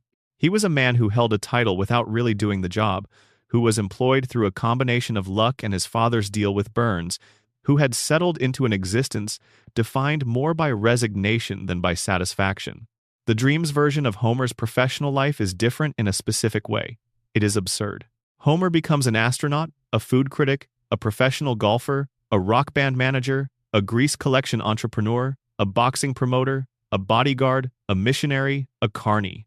He holds, by various counts, somewhere between 200 and 300 distinct jobs across the show's run. This is not the dream of a man content with his lot. This is the dream of a man who, in his unconscious state, is trying on every possible version of a life he didn't get to live. Homer the astronaut, Homer the professional, Homer the man who is recognized for something, who is good at something, who gets to do the thing that he always wondered if he might be good at if he just had the chance. The dream cycles through these versions of Homer with the restlessness of a mind that is not at peace with the version of itself it actually inhabited. It generates possibilities, inhabits them fully for the duration of an episode, and then discards them and tries another one. And in every version, at the end, Homer comes home. Back to the house. Back to Marge and the kids and the couch.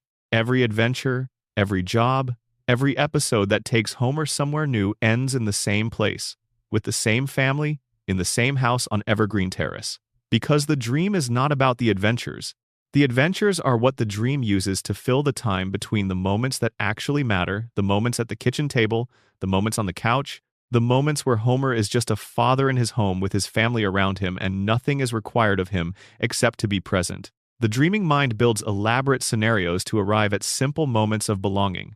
This is what dreams do. They construct elaborate architecture, the plot, the crisis, the resolution in service of an emotional experience that could not be directly generated. Homer's brain cannot simply dream of sitting with his family and being at peace, because the peace is too simple and too fragile, and the dreaming mind doesn't trust it to hold without something to justify it. So, it generates 200 jobs and 100 guest celebrities and a dozen trips around the world, and at the end of every one of them, it brings Homer home. Because home is what the dream is about. Home is the only thing the dream is about. The guest celebrities deserve specific attention in this light, because their presence in later seasons, in escalating frequency, is one of the things that most clearly marks the transition from early Simpsons to later Simpsons. In the early seasons, the pre-coma seasons, the show had guest appearances, but they were relatively contained and usually narratively motivated. The guests were there to serve a story. They fit within the show's world in a way that felt purposeful. After the coma, the guest appearances become something different. They are more frequent, less narratively necessary, more likely to feel like the show is importing a famous person for the sake of importing them rather than for any story purpose.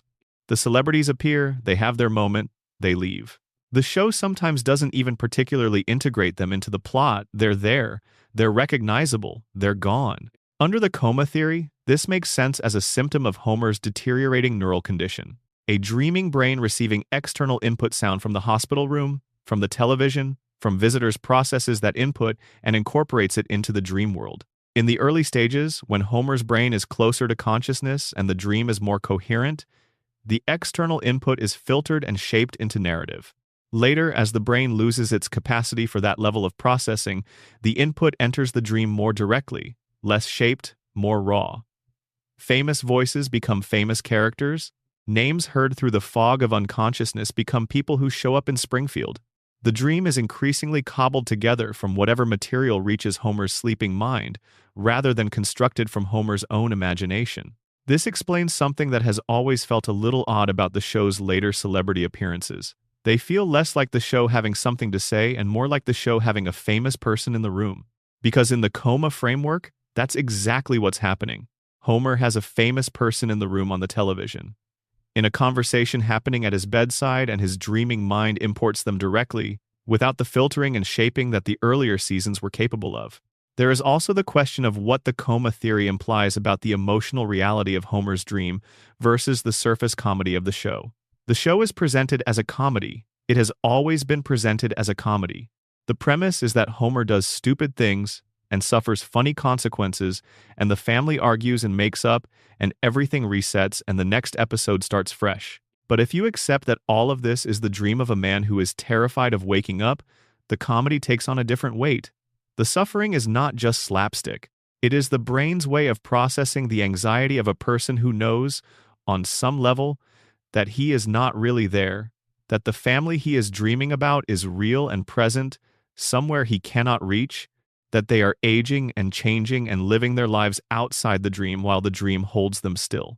The catastrophes Homer survives are the dream's way of testing the reality it has constructed. Can Homer survive this? Yes, good. The dream is solid. The family is still there. Nobody has left. Every crisis and resolution is a test. Every impossible recovery is confirmation that the dream holds.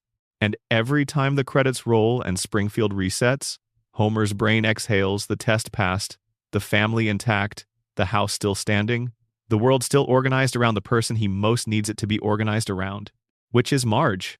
Marge is the still point of the dream. Homer's relationships with his children, with Barney, with Moe, with his co-workers, these are warm and textured and important. But Marge is the thing the dream is protecting. Marge's continued love and presence and patience is the foundational condition the dream must maintain, because if Marge is gone, if Marge leaves, if Marge stops being there, the dream has no reason to continue.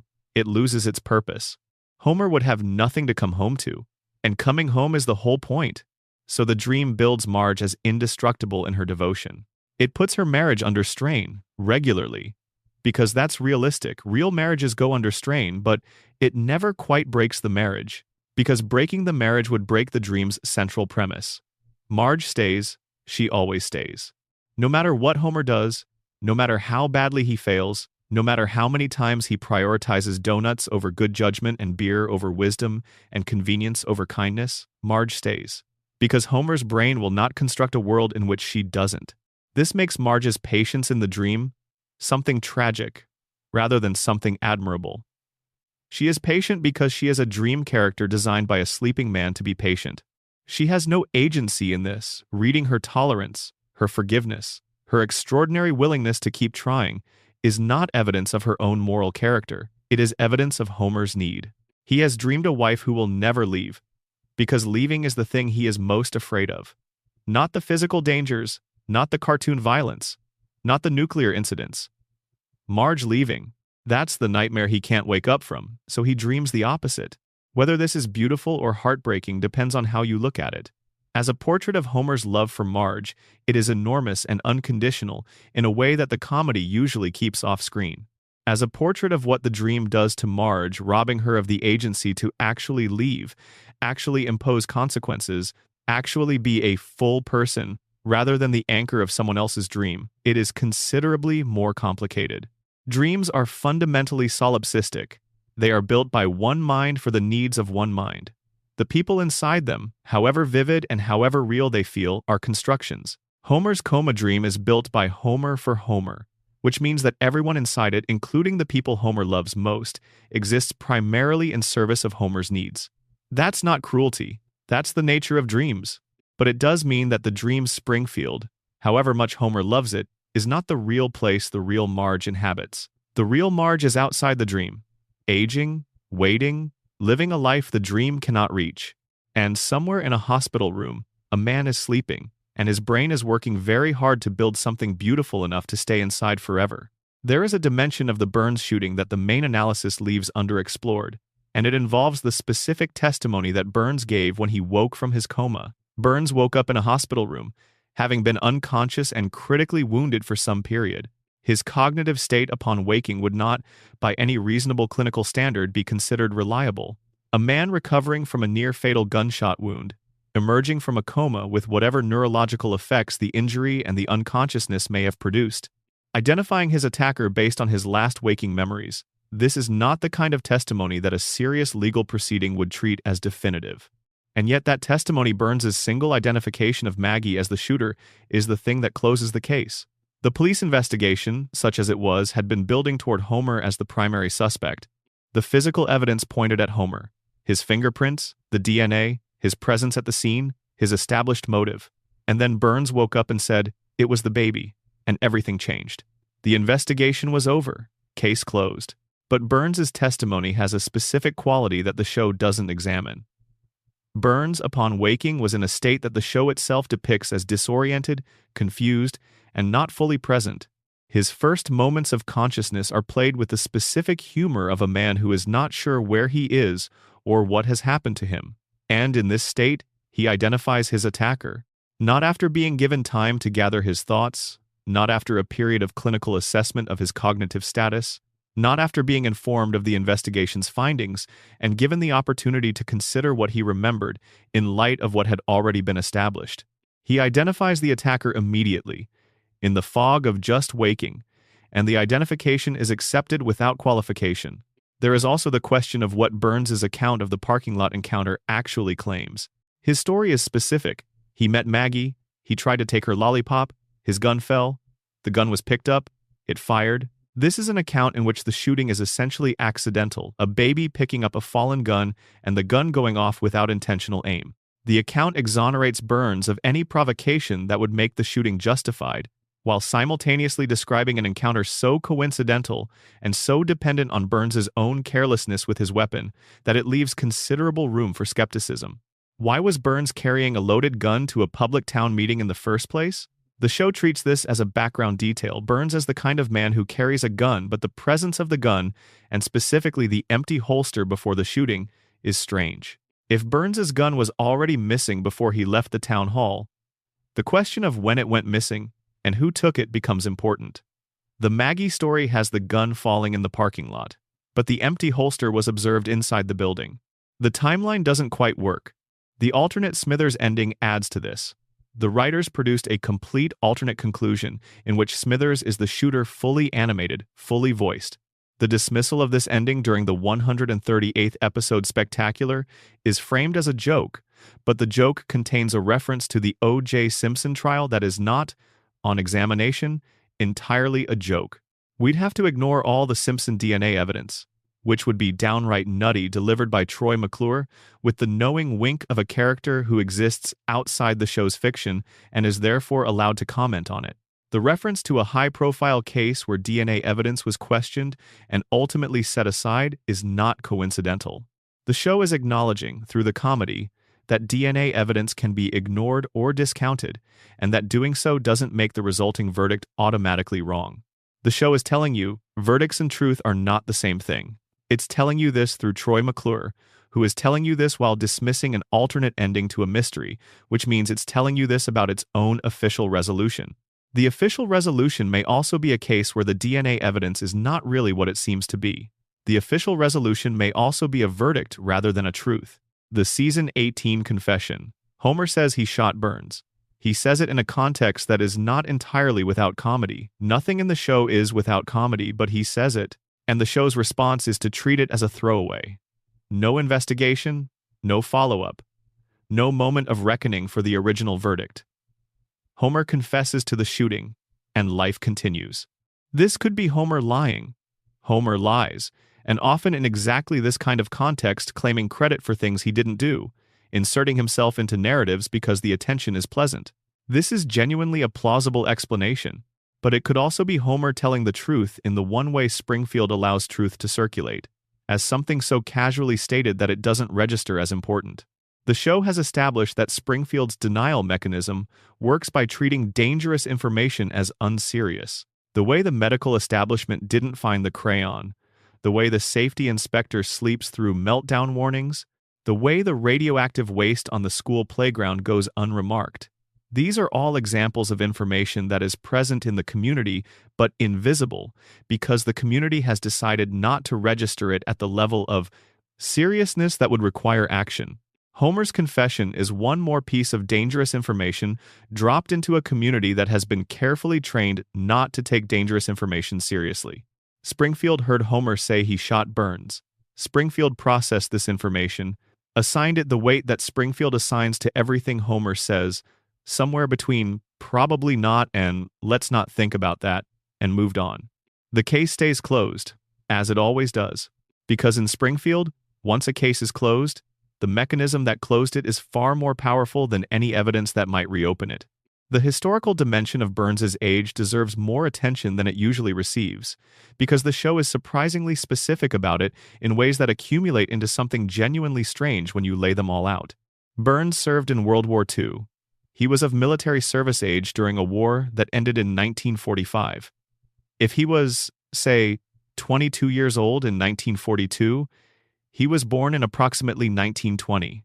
That would make him, by 2025, roughly 105 years old. The oldest verified human lifespan on record is approximately 122 years. Burns, at this estimate, would be approaching the theoretical limit of human longevity. But the show places his birth before the 20th century. His memories and his historical references push his birth date back into the 1880s or earlier. If he was born in 1880 and is alive in 2025, he is approximately 145 years old. This is not a human lifespan. This is not a record-breaking human lifespan. This is simply not possible through any biological mechanism that exists in the real world. Which is, of course, the point. The show is not suggesting that Burns's longevity is natural. It is depicting a man who has survived through artificial means for far longer than any natural process could account for, and the question it's raising without quite answering is what those means actually are and how long they've been in operation. The weekly radiation treatment is the current mechanism. But what was the mechanism before that? The show does not say. The show does not even directly ask. It simply depicts Burns as impossibly old and moves on, treating his age as a settled fact rather than a mystery to be explained. But the gap between very old and old enough to remember the Spanish-American War from personal experience is not bridged by any explanation the show provides. There is a century of Burns's life between the Spanish-American War and the nuclear treatments depicted in the Springfield files, and what kept him alive during that century is the show's deepest, unaddressed gap. The Gilded Age reference is the most evocative of the historical details. Burns has described the Gilded Age, the period from approximately 1870 to 1900, an era of extreme wealth concentration, robber baron capitalism, and the construction of the industrial infrastructure that still, in many respects, underlies American economic life, not as history but as personal memory. He was there. He knew people from that era not because he read about them, but because he worked alongside them, or competed with them, or bought things from them. The Gilded Age is to Burns what childhood is to a normal person.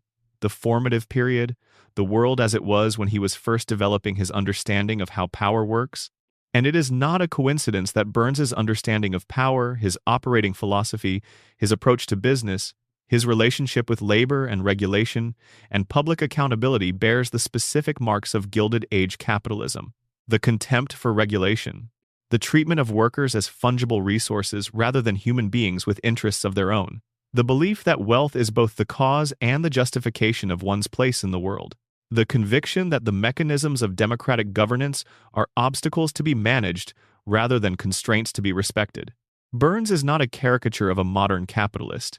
He is the genuine article of a Gilded Age capitalist, preserved into the present through whatever means have kept him alive and operating in a modern regulatory environment with the specific assumptions and instincts of a man formed in an era before most of those regulations existed. He is, in this reading, not just rich. He is a time capsule, a living fossil of a particular economic era, sustained past his natural lifespan and loose in a world that has theoretically moved beyond the conditions that created him.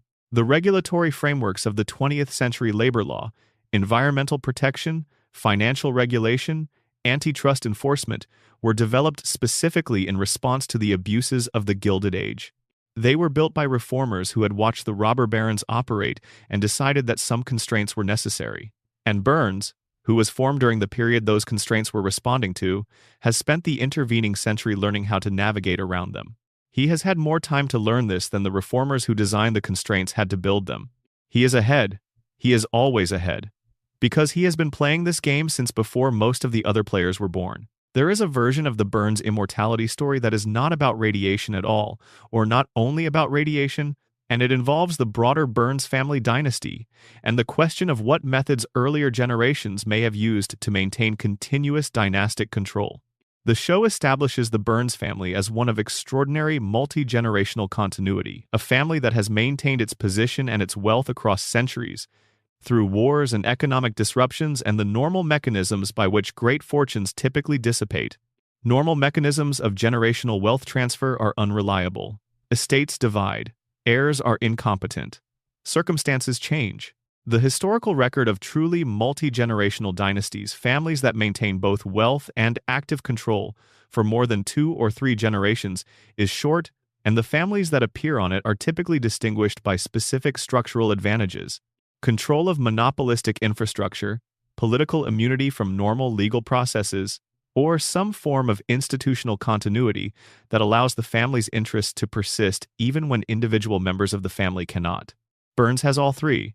He controls the power supply of an entire town, which gives him a monopoly over the infrastructure everyone depends on. He has spent over a century purchasing immunity from legal and regulatory processes.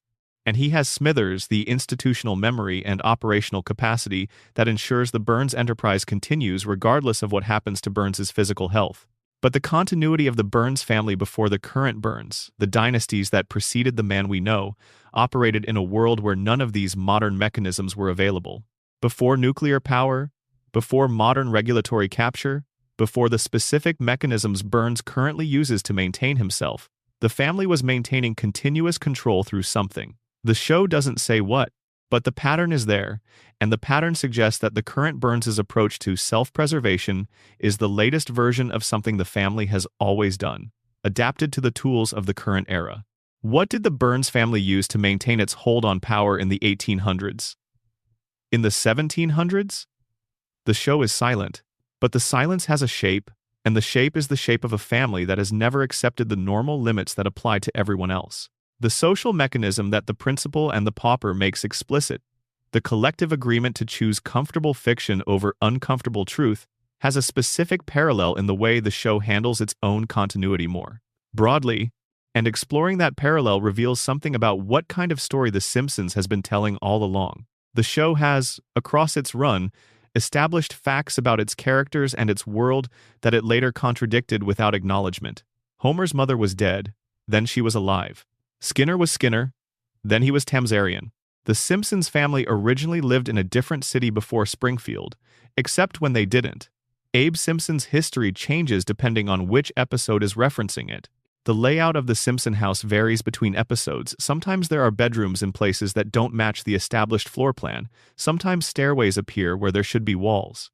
Fans call these continuity errors. They document them in wikis. They debate which version is canonical. They develop elaborate reconciliation theories that try to make the contradictory facts cohere. But the principal and the pauper offers a different way to read them. As the show demonstrating, consistently and through every apparent error, that Springfield does not have a stable history, that the town's past is a draft, continuously revised, in exactly the way it revised Skinner's identity. Springfield is not a place with a fixed historical record. Springfield is a place where the historical record is continuously renegotiated by the community that maintains it, and where the version currently in circulation takes precedence over any previous version that might contradict it. This is not lazy writing. Or it is lazy writing and also something else, something more interesting than laziness. It is the show enacting its own thesis. Springfield revises its past. Springfield has always revised its past.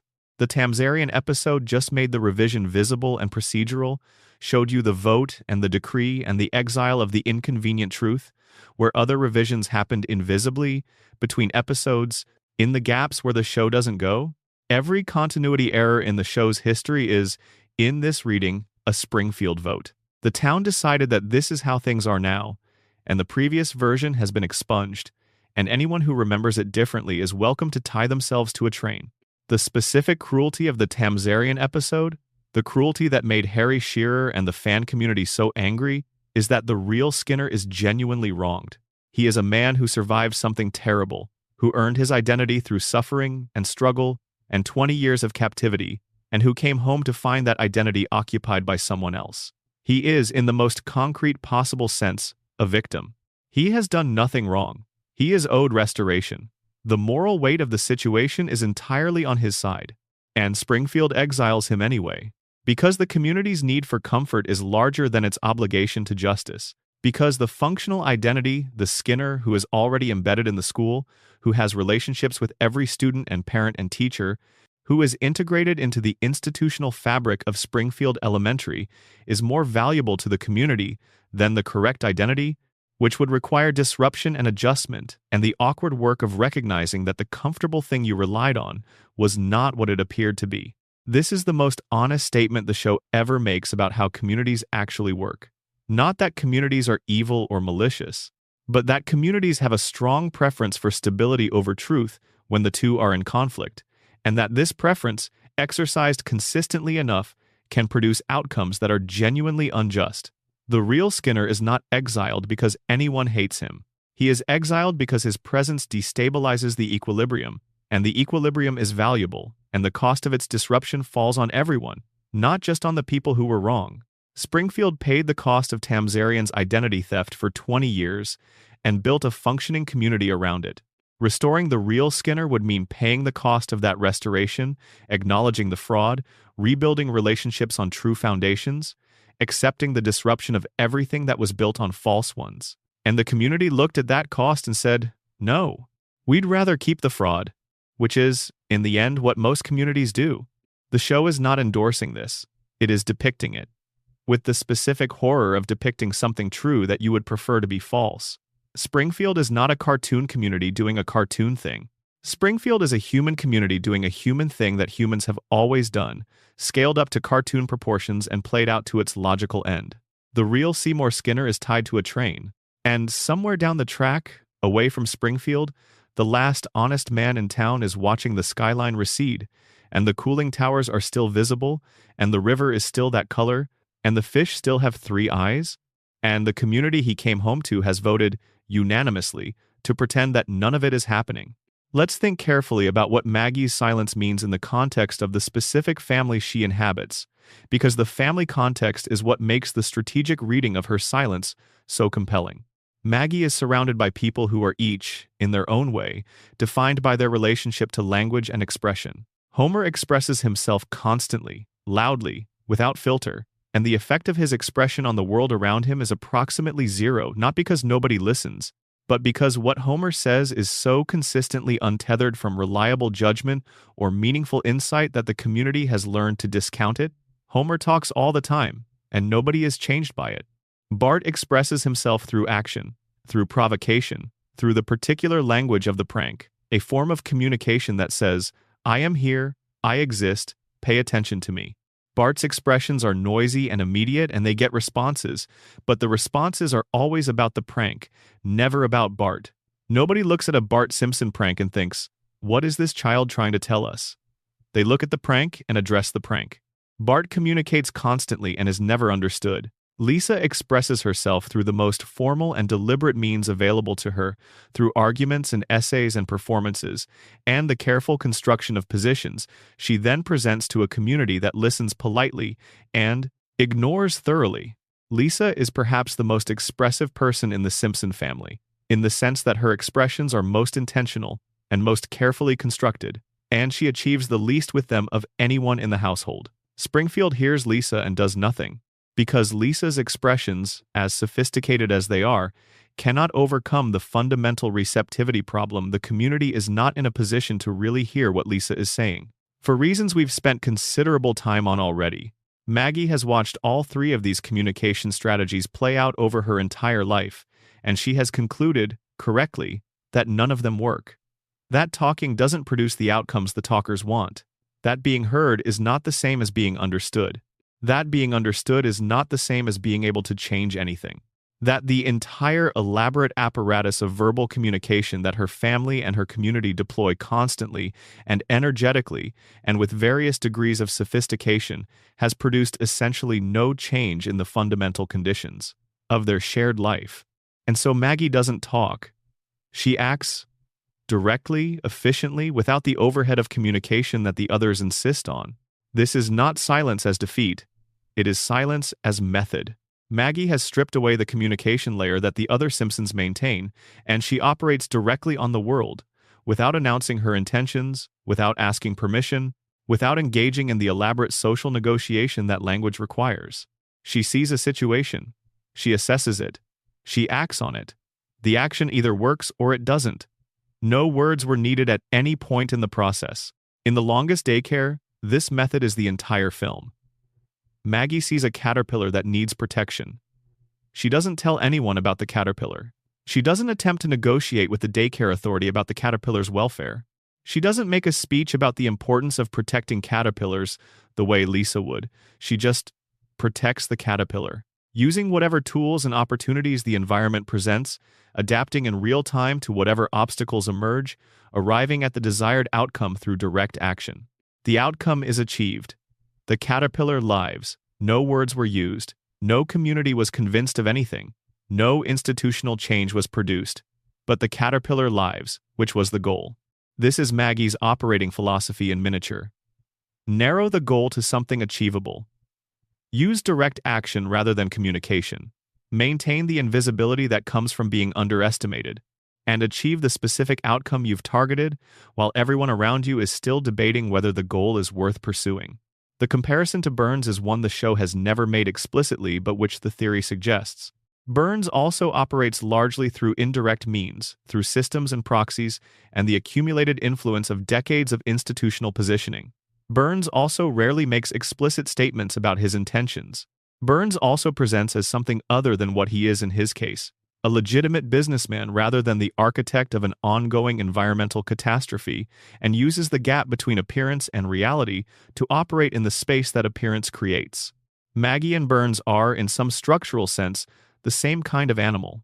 Both are operating in Springfield, with intentions that significantly exceed what the surrounding community is capable of perceiving. Both are maintaining effective disguises, Burns as a legitimate employer, Maggie as a helpless infant. Both are playing long games whose actual shape is invisible to everyone around them. And both are, by the metrics that matter for their respective goals, more successful than anyone gives them credit for. The difference is that Burns's game is destructive and Maggie's is protective. Burns's invisibility serves his exploitation of Springfield. Maggie's invisibility serves her protection of the things she values. They are the same strategic profile deployed in opposite moral directions, living on opposite ends of Springfield, with Homer and Marge and Bart and Lisa caught somewhere in between. If the show ever ended, if it ever committed to a conclusion, the most satisfying version of that conclusion might be the one where Maggie finally acts at scale. Where the thing she has been building toward, in 36 years of silence and observation and careful strategic positioning, finally arrives. And the target of that action might not be Burns directly, because Burns is not the kind of thing you address directly. The target might be the system. The quiet, accumulated, patient dismantling of the conditions that have produced the Springfield we've been exploring all night. That would be a Maggie action. Invisible until it's complete. Achieved through means nobody expected because nobody was paying attention. And by the time Springfield understood what had happened, the caterpillar would already be gone, transformed, free, and Maggie would be sitting in her high chair with her pacifier, looking at the world with those enormous dark eyes, giving absolutely nothing away. The confirmation bias engine that the internet has become the specific mechanism by which the Simpsons predictions phenomenon is maintained and amplified is worth examining in some detail because it reveals something important about how cultural myths are created and sustained. When a Simpsons clip appears to match a real-world event, the process that follows is highly specific. Someone identifies the match. They clip the relevant moments from the episode and from the news coverage. They post it. The post is shared by people who find the coincidence remarkable, and each share reaches more people, and the framing of each share tends to reinforce the "how did they know" interpretation. People who have been waiting for exactly this kind of story, who enjoy the narrative of a show that predicted things, share it enthusiastically. People who might provide context or skepticism are less likely to share it, because actually this is explainable through statistical probability, and the volume of content the show has produced is a less compelling thing to put in someone's timeline than "they predicted everything." The clip accumulates shares. It reaches people who have not watched The Simpsons in years, who encounter it as a standalone fact. The show predicted this. The context, the full episode, the writer's actual reasoning at the time, the dozens of other predictions in the same season that didn't come true, is absent from the clip. The clip shows only the match. This is not malicious. Nobody is lying. The match is real. The connection is real. But the clip, by showing only the match and not the context, creates a narrative that the full picture would not support. And the clip is what spreads. The context stays in the episode, which fewer and fewer people watch. Over time, the accumulated clips, the Trump prediction, the Disney merger, the pandemic episode, the Higgs boson equation become a body of evidence for the proposition that the show has predictive powers. Each individual clip is real. The body of evidence is genuine in its specifics, but the body of evidence has been curated by confirmation bias, removing every instance where the show was wrong, leaving only the instances where it happened to be right. A fair accounting of the show's predictive record would include all of the predictions, not just the ones that came true, the jetpacks that didn't materialize, the political futures that went differently, the technological developments that the show imagined and that reality bypassed in favor of something else entirely. The full accounting would show a show that was sometimes insightful and sometimes wrong in equal measure, and that the ratio of right to wrong is not dramatically better than chance would produce, given the volume of content involved. But the full accounting doesn't go viral. The highlights go viral, and the highlights are curated by a bias that only preserves the hits. This is the mechanism by which myths are built, not through lies but through selection, through the consistent application of a filter that lets through only the information consistent with the myth and discards everything that would complicate it. The Simpsons predictions myth is a pure product of this mechanism, and understanding the mechanism doesn't make the individual predictions less interesting. Some of them genuinely are interesting, but it should make us more skeptical about the claim that they add up to something more than coincidence plus volume plus confirmation bias, plus the cultural influence of a show that has been shaping how Americans think about certain topics for 36 years. The cultural influence piece is the one that genuinely is more than coincidence, and it's the one that deserves more attention than it usually receives in discussions of the predictions phenomenon. The Simpsons has been, for 36 years, one of the most watched and most quoted pieces of American media in history. Its frames of reference have become part of the cultural operating system. When it depicts something, a political scenario, a technological development, a social trend, that depiction enters the cultural bloodstream and affects how people think about that thing, not in any direct or coercive way, but in the ambient way that any piece of widely consumed media shapes the cognitive landscape of the people who consume it. When the show depicted a Trump presidency as a punchline about celebrity politics, it gave the cultural imagination a frame for thinking about that scenario. The frame was comedic Trump as the logical extreme of a trend, rather than as a legitimate political possibility, but frames shape perception. When Trump actually ran, the cultural frame that many people applied was the Simpsons frame. And when he won, the cognitive response for many people was, "The Simpsons already told me this was possible." That thought felt like recognition of prediction, but it was actually evidence of influence. The show hadn't predicted the event. The show had helped shape how the event was perceived and processed when it occurred.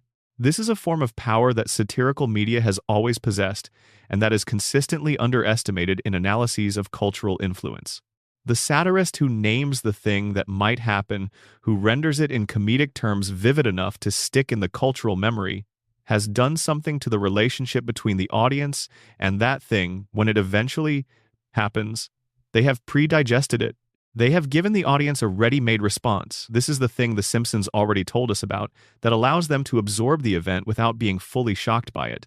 This is useful. It is genuinely useful to have a cultural framework for processing political and social developments that might otherwise feel unprecedented. The show gave America a language for talking about things it didn't want to talk about: directly corporate power, political corruption, environmental destruction, the hollowness of the American dream as experienced by people without the resources to realize it, and that language made those things easier to discuss and, arguably, easier to eventually act on. But it is also, in a more troubling sense, a normalizing function. The satirical frame that makes a thing feel manageable can also make a thing feel less urgent. If The Simpsons already told us about the Trump presidency as a joke, the presidency itself can be processed as a joke, as the logical punchline to a setup the culture already knew, rather than as something requiring a different level of response. If Springfield already showed us what corporate environmental contamination looks like, the corporate environmental contamination in our own communities can feel like something that has already been addressed, at least culturally, rather than something still waiting for an actual response. The show's predictions didn't just anticipate the future.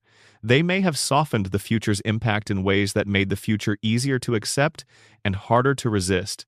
That is a much more interesting critique of the predictions phenomenon than the one that asks whether they were really predictions at all. The Mona Simpson story has a specific shape that becomes visible when you lay it out as a straight chronological line, rather than as the show presents it in fragments, in flashback, in the emotional shorthand of a mother and son reunion scene. Chronologically, Burns runs a biological weapons laboratory in Springfield in the late 1960s. Mona Simpson, housewife, discovers this and participates in an activist raid on the facility. The raid destroys the biological weapons program. Burns identifies Mona and reports her to the FBI. Mona goes underground. Homer grows up without her, believing she is dead. Burns continues to run the nuclear plant. Homer grows up in Springfield, is cognitively limited by environmental exposure and by the crayon, and eventually goes to work at the plant Burns owns. Abe Simpson strikes a deal with Burns to guarantee Homer's employment in exchange for silence about a crime Burns committed. Homer works for Burns for the rest of his adult life, never understanding that his employer is the man who destroyed his family. Mona surfaces in Season 7. Burns recognizes her and has her reported again. She flees. Homer says goodbye to his mother for the second time. Mona dies in a later season. Homer sits with her, holds her hand, watches her go. The line is clean and it is devastating. A woman who acted on her conscience, a man who retaliated for self-protection, a child who absorbed the consequences for the rest of his life without understanding what had happened to him. And the man who did this, who set all of it in motion, sitting at the top of the hierarchy that Homer inhabits, collecting his money, receiving Homer's deference, unable to remember Homer's name.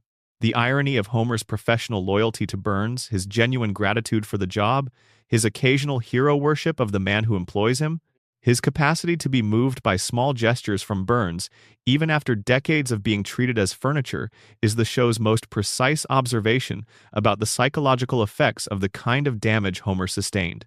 Psychiatry has a term for the phenomenon where people who have been harmed by a system or by a powerful figure continue to support that system or figure, often in ways that are against their own interests. The mechanisms are complex, but they include the cognitive difficulty of holding two contradictory ideas simultaneously. Burns is my employer who provides security, and Burns destroyed my family. The emotional cost of acknowledging that you've been used and damaged, easier to not know, and the specific way that people who grew up without adequate care become attached to authority figures who provide even minimal acknowledgement or approval. Homer's relationship with Burns contains all of these. He cannot really hold the full picture employer and family destroyer without it becoming unbearable. He defaults to the employer piece, the stability piece, the piece where Burns signs the checks and the lights stay on and the family has health insurance. The other piece is there, somewhere, in the episode where Mona comes back and the episode where she dies, but it doesn't become a fixed part of Homer's operating understanding of his situation. It arrives, it's real and painful, and then it recedes into the background noise of Springfield's collective forgetting. This is not Homer being stupid. This is Homer being psychologically realistic in a way the show rarely gets credit for. The specific form of Homer's damage produces exactly this kind of compartmentalization. The full picture is too heavy. The partial picture is livable. And in Springfield, livable is the best available outcome. The Grandpa Abe dimension adds a layer of generational complicity that the show handles with considerable restraint. Abe made a deal with the man who destroyed his family. He traded silence about Burns's crime for his son's job security. This is a transaction that benefits Homer in concrete terms. Homer has a job, and has had it for decades, under conditions of security that no actual assessment of his performance would have maintained, while simultaneously entrenching Homer in a relationship with the man responsible for the family's greatest wound. Abe was not trying to hurt Homer. He was trying to protect Homer. He was doing, in the specific way that powerless people do things for powerful people, the best available bad option. The alternative reporting Burns's crime, taking on the most powerful man in Springfield, doing so as an elderly man with limited resources and uncertain prospects, was not really a viable option. Abe assessed his situation, and he made his deal. The deal worked in the narrow sense that Homer has always had a job. It cost, in the larger sense that the cost was already paid by Mona before Abe made the deal, and is paid again every day that Homer shows up to work for the man who paid it. This is the texture of the Mona Simpson story at its deepest level. Not conspiracy, not malice, not a plan executed for the purpose of producing the outcome it produced. Just power, moving through a community, leaving damage where it touches people without the resources to absorb it or the information to understand what happened to them. Burns didn't engineer Homer's damage deliberately. He damaged Mona because she threatened him. Homer was caught in the blast radius. And then Burns, being Burns, found a way to benefit from the damage he'd caused. A broken Homer was a useful Homer, and so Burns kept him. And the damage became infrastructure. This is what power does, in the end. It is not always deliberate. It does not always have a plan. But it moves through the world and it leaves marks. And the marks become the conditions that the next generation inherits, and the generation after that, and at some point the marks are so old that nobody remembers how they got there. They're just part of the landscape, part of Springfield. Homer works at the plant because that's just what Homer does. Because his grandfather made a deal. Because his mother made a choice. Because a billionaire needed a specific kind of broken man in Sector 7G. And Homer was broken, very carefully, before he ever clocked in. The geography problem has one more dimension that deserves exploration, and it is the one that connects most directly to the theories that precede it. Springfield's geographic impossibility, its capacity to simultaneously border states that don't share borders with each other, to contain geographic features that require continental separation in the real world, is usually explained as a production choice, or as the universal American town design philosophy. Both explanations are true and both are incomplete. The complete picture of Springfield's geography requires acknowledging that the town is not just any town. It is a specific kind of town. A company town, built around a single industrial facility, organized in every respect around the economic and social dominance of that facility's owner. And company towns have a specific relationship with geography that is different from the relationship that other kinds of communities have. A company town exists in service of the company. Its geography is not the result of organic development over time, responding to natural features and the needs of its population. It is the result of decisions made by the entity that owns the company about where to put things, how to arrange them, and how to make the arrangement serve the company's interests most effectively. The houses are where the company put them. The roads go where the company needed them to go. The town is, in a literal sense, a designed object designed by someone with specific intentions and specific requirements. Springfield is Burns's design. The nuclear plant is the center. Everything else, the residential neighborhoods, the commercial districts, the civic infrastructure, the school and the church, and the bar and the retirement home, exists in relationship to the plant. Exists because the plant needed a population to operate it and a community to sustain that population. Burns built or enabled or allowed everything in Springfield, and what he built or enabled or allowed, he arranged to serve his interests. In this reading, Springfield's impossible geography is not a bug. It is a feature of Burns's design. A town that contains a harbor and a desert and mountains and farmland is a town that has everything. Everything that a self-sufficient population would need to not need to go anywhere else. Burns's design is for a closed system. A population that has no reason to leave, that has everything it needs within the boundaries of the company town, and that is therefore dependent, permanently and completely, on the company town for everything that matters. They don't need to leave to get to the ocean. The ocean is in Springfield. They don't need to leave to get to the mountains. The mountains are in Springfield. Whatever Springfield's residents might seek elsewhere, Springfield already has it. This is the company town logic taken to its absurd extreme. Not just providing housing and a company store and a church that serves the company's preferred denomination.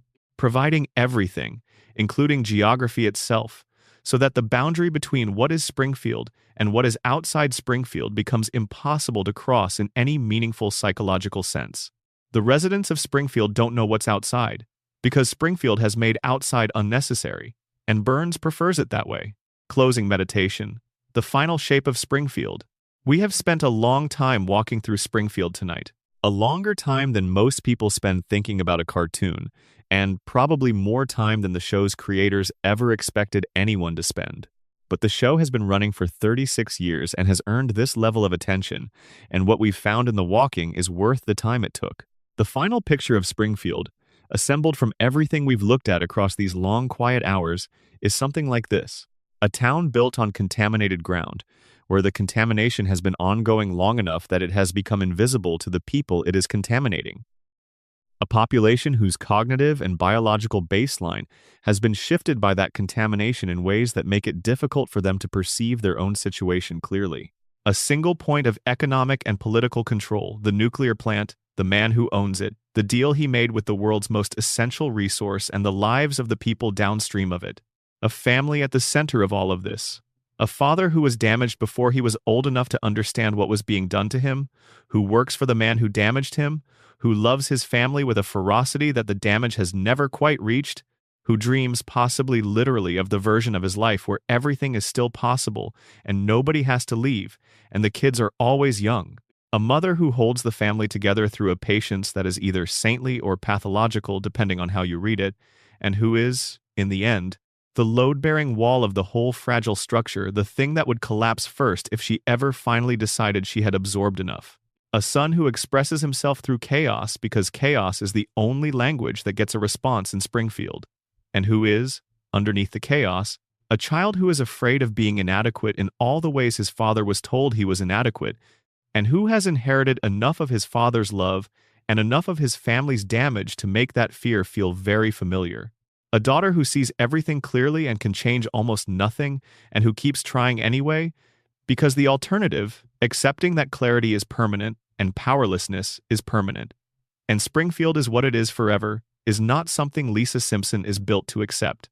A baby who is watching, and at the edges of this family, the rest of Springfield, a billionaire who has been alive too long and who has built the town into a system that ensures his own continuation, A neighbor who was programmed for kindness and has been paying for it ever since. A tiny man who keeps dying and keeps coming back. A principal who is not who he says he is. And a community that has voted, repeatedly and deliberately, to maintain every comfortable fiction over every inconvenient truth. All of it under a floating timeline that holds the whole arrangement in suspension, indefinitely, because the alternative, letting time pass, letting the children age, letting the story conclude, is something neither the show nor its audience has been willing to allow. This is Springfield. This is what it's always been, under the yellow surface, in the weight of 36 years of accumulated detail. A place that is stranger and more human and more worth spending time with than it first appears. A place where the questions are more interesting than the answers, and where the most important things are the things nobody says out loud. And maybe that's enough. Maybe that's exactly enough, a place that rewards slow attention, that gives you more the longer you stay in it, that has been building something for 36 years without quite finishing it, and without quite wanting to. The night is quiet now. Whatever room you're in has been dark for a while. The couch, or the bed, or wherever you settled in at the beginning of this is probably exactly right at this point. Familiar, comfortable, shaped by the time you've spent in it. Springfield will be there tomorrow. Same as always. Bart on his skateboard, Lisa at her saxophone, Homer stumbling home, Marge at the window, Maggie watching, the plant on the hill, its towers still cracked, its river still running whatever color it runs today, its safety inspector probably asleep at his console, its owner glowing faintly in the dark of his enormous mansion, waiting for next week's treatment. And somewhere, in all of that yellow light, a town that doesn't know what it is, keeping its secrets in the most effective possible way by having forgotten that they're secrets at all. There is one more thing worth saying before the night is fully over, and it is the thing that underlies every theory we've discussed, the common grammar beneath all of the specific stories we've been telling. Springfield is a place where consequences don't stick. This sounds like a criticism, and for a long time the internet treated it as one. The inability of The Simpsons to carry consequences from one episode to the next, to let the changes that should have been wrought by major events actually alter the ongoing reality of the town, was the primary charge in the long-running case against the show's later seasons.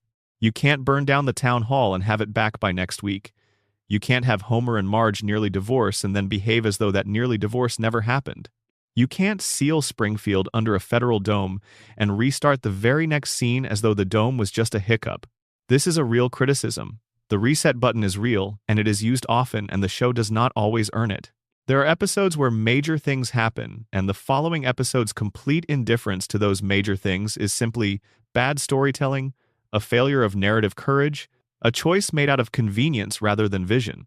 But the reset is also, at its best, the show's most honest statement about the nature of certain kinds of communities, and certain kinds of damage, and certain kinds of love.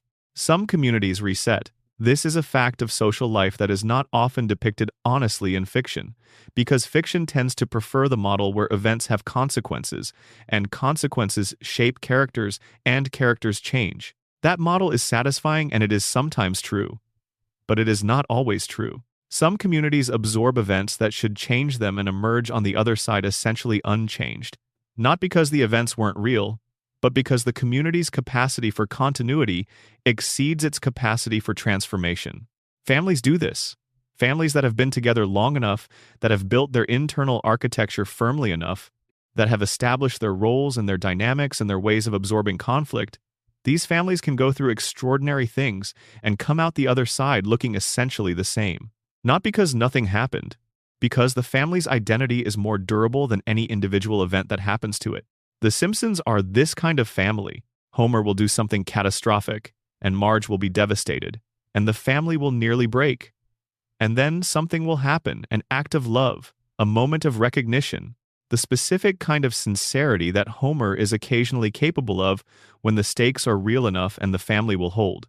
Not because the catastrophe didn't happen, because the family is more durable than the catastrophe. This is not always admirable. The family's durability sometimes enables bad behavior. Homer does catastrophic things in part because he knows the family will hold, knows that Marge will stay, knows that the reset is available. The reset is not just a narrative convenience, it is part of the family's actual dysfunction. The willingness to reset is the thing that makes certain kinds of damage possible, because it removes the consequence that might prevent the damage from happening again. But the reset is also love. The specific kind of love that says, you did something terrible, and I'm still here. Not because I didn't notice, not because it didn't matter, but because you matter more than what you did. The family resets because the family chooses each other over the event. Every week, season after season, 36 years. This is the emotional truth at the center of The Simpsons. The one that all the theories, the radiation, the coma, the cover-up, the silence, the immortality, the geography are orbiting at a distance without quite reaching. The show is about a family that keeps choosing each other, that keeps finding its way back to the couch, to the dinner table, to the house on Evergreen Terrace, that absorbs damage and dysfunction and catastrophe and the slow, invisible poison of its environment, and still, at the end of every episode, is a family. Homer loves his family with a completeness that his damaged brain cannot fully articulate, but that drives every choice he makes, including the bad ones. Marge loves her family with a patience that is, at its deepest level, not passivity but commitment, the decision, renewed every day, to stay in a situation that requires constant renewal. Bart loves his family with the particular love of a child who acts out, because acting out is the only way he knows to test whether the love that holds him is real. Lisa loves her family with a clear-eyed loyalty that is more than loyalty. It is the choice of a child who can see everything that is wrong and stays anyway, because the wrongness is familiar and the family is hers. And Maggie watches all of them. Behind the pacifier, behind the enormous eyes, behind 36 years of deliberate silence, with a love that is perhaps the purest of all of them, undiluted by the ability to express it, uncompromised by the need to perform it, simply present, patient, steadier than anyone has noticed. That's the family. That's the thing Burns couldn't destroy, even when he drove Mona away, even when he poisoned the water, even when he stole the sun and sealed the town and compromised every institution that should have protected these people. The family on Evergreen Terrace kept choosing each other, kept finding their way back to the couch, kept being a family, in the yellow house, in the town that shouldn't exist, in the floating timeline that holds them suspended between 1,989 and now and forever. The theories we've been exploring tonight are real, in the sense that the evidence for them is in the show, genuinely there, genuinely accumulated over 3 decades of episodes. But none of them is the final word on what The Simpsons is. The final word is simpler and more durable than any of them. It's a show about a family, a yellow, four-fingered, radiation-soaked, coma-dreamed, collectively denying, impossibly located, perpetually resetting family, who love each other, who keep choosing each other, who will be on the couch next Sunday and the Sunday after that, and every Sunday for as long as we keep coming back to watch. Which is, if we're being honest, probably forever. Because the loop is ours. We built it. We keep it running. We press play every week and we go back to Springfield and we find the family exactly where we left them, unchanged and unchanging. And we exhale and we settle in and we feel, for a little while, the specific comfort of a world that holds still while everything else moves. That's what Springfield is, in the end. A held breath, a moment preserved. The world as it was when we first loved it, kept exactly that way by the shared refusal of everyone who loves it to let it become anything else. Sleep well. You've earned it. Springfield will still be there in the morning. It always is. If you have made it to the end of this, or if you drifted off somewhere along the way and are reading this now in the daylight, piecing together where you were when the narration finally carried you under there is one last thing worth saying about Springfield. The show has been on the air for 36 years. In that time, the world outside Springfield has changed almost beyond recognition. The technology we use, the politics we navigate, the media landscape we swim in, the economic conditions that shape how most families live, all of it has been transformed, multiple times over, since Bart Simpson first wrote something on that chalkboard in 1989. Springfield has not changed. The house is the same, the family is the same, the town is the same, the cracked cooling towers are still cracked, the tire fire is still burning, the river is still that color, and Homer is still going to work every morning for the man who cannot remember his name, and Marge is still waiting, and Lisa is still playing her saxophone alone in her room, and Maggie is still watching. There is something strange and specific about loving a fictional place.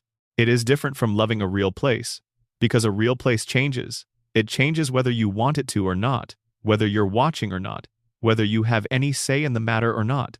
Real places belong to time. They age, they grow.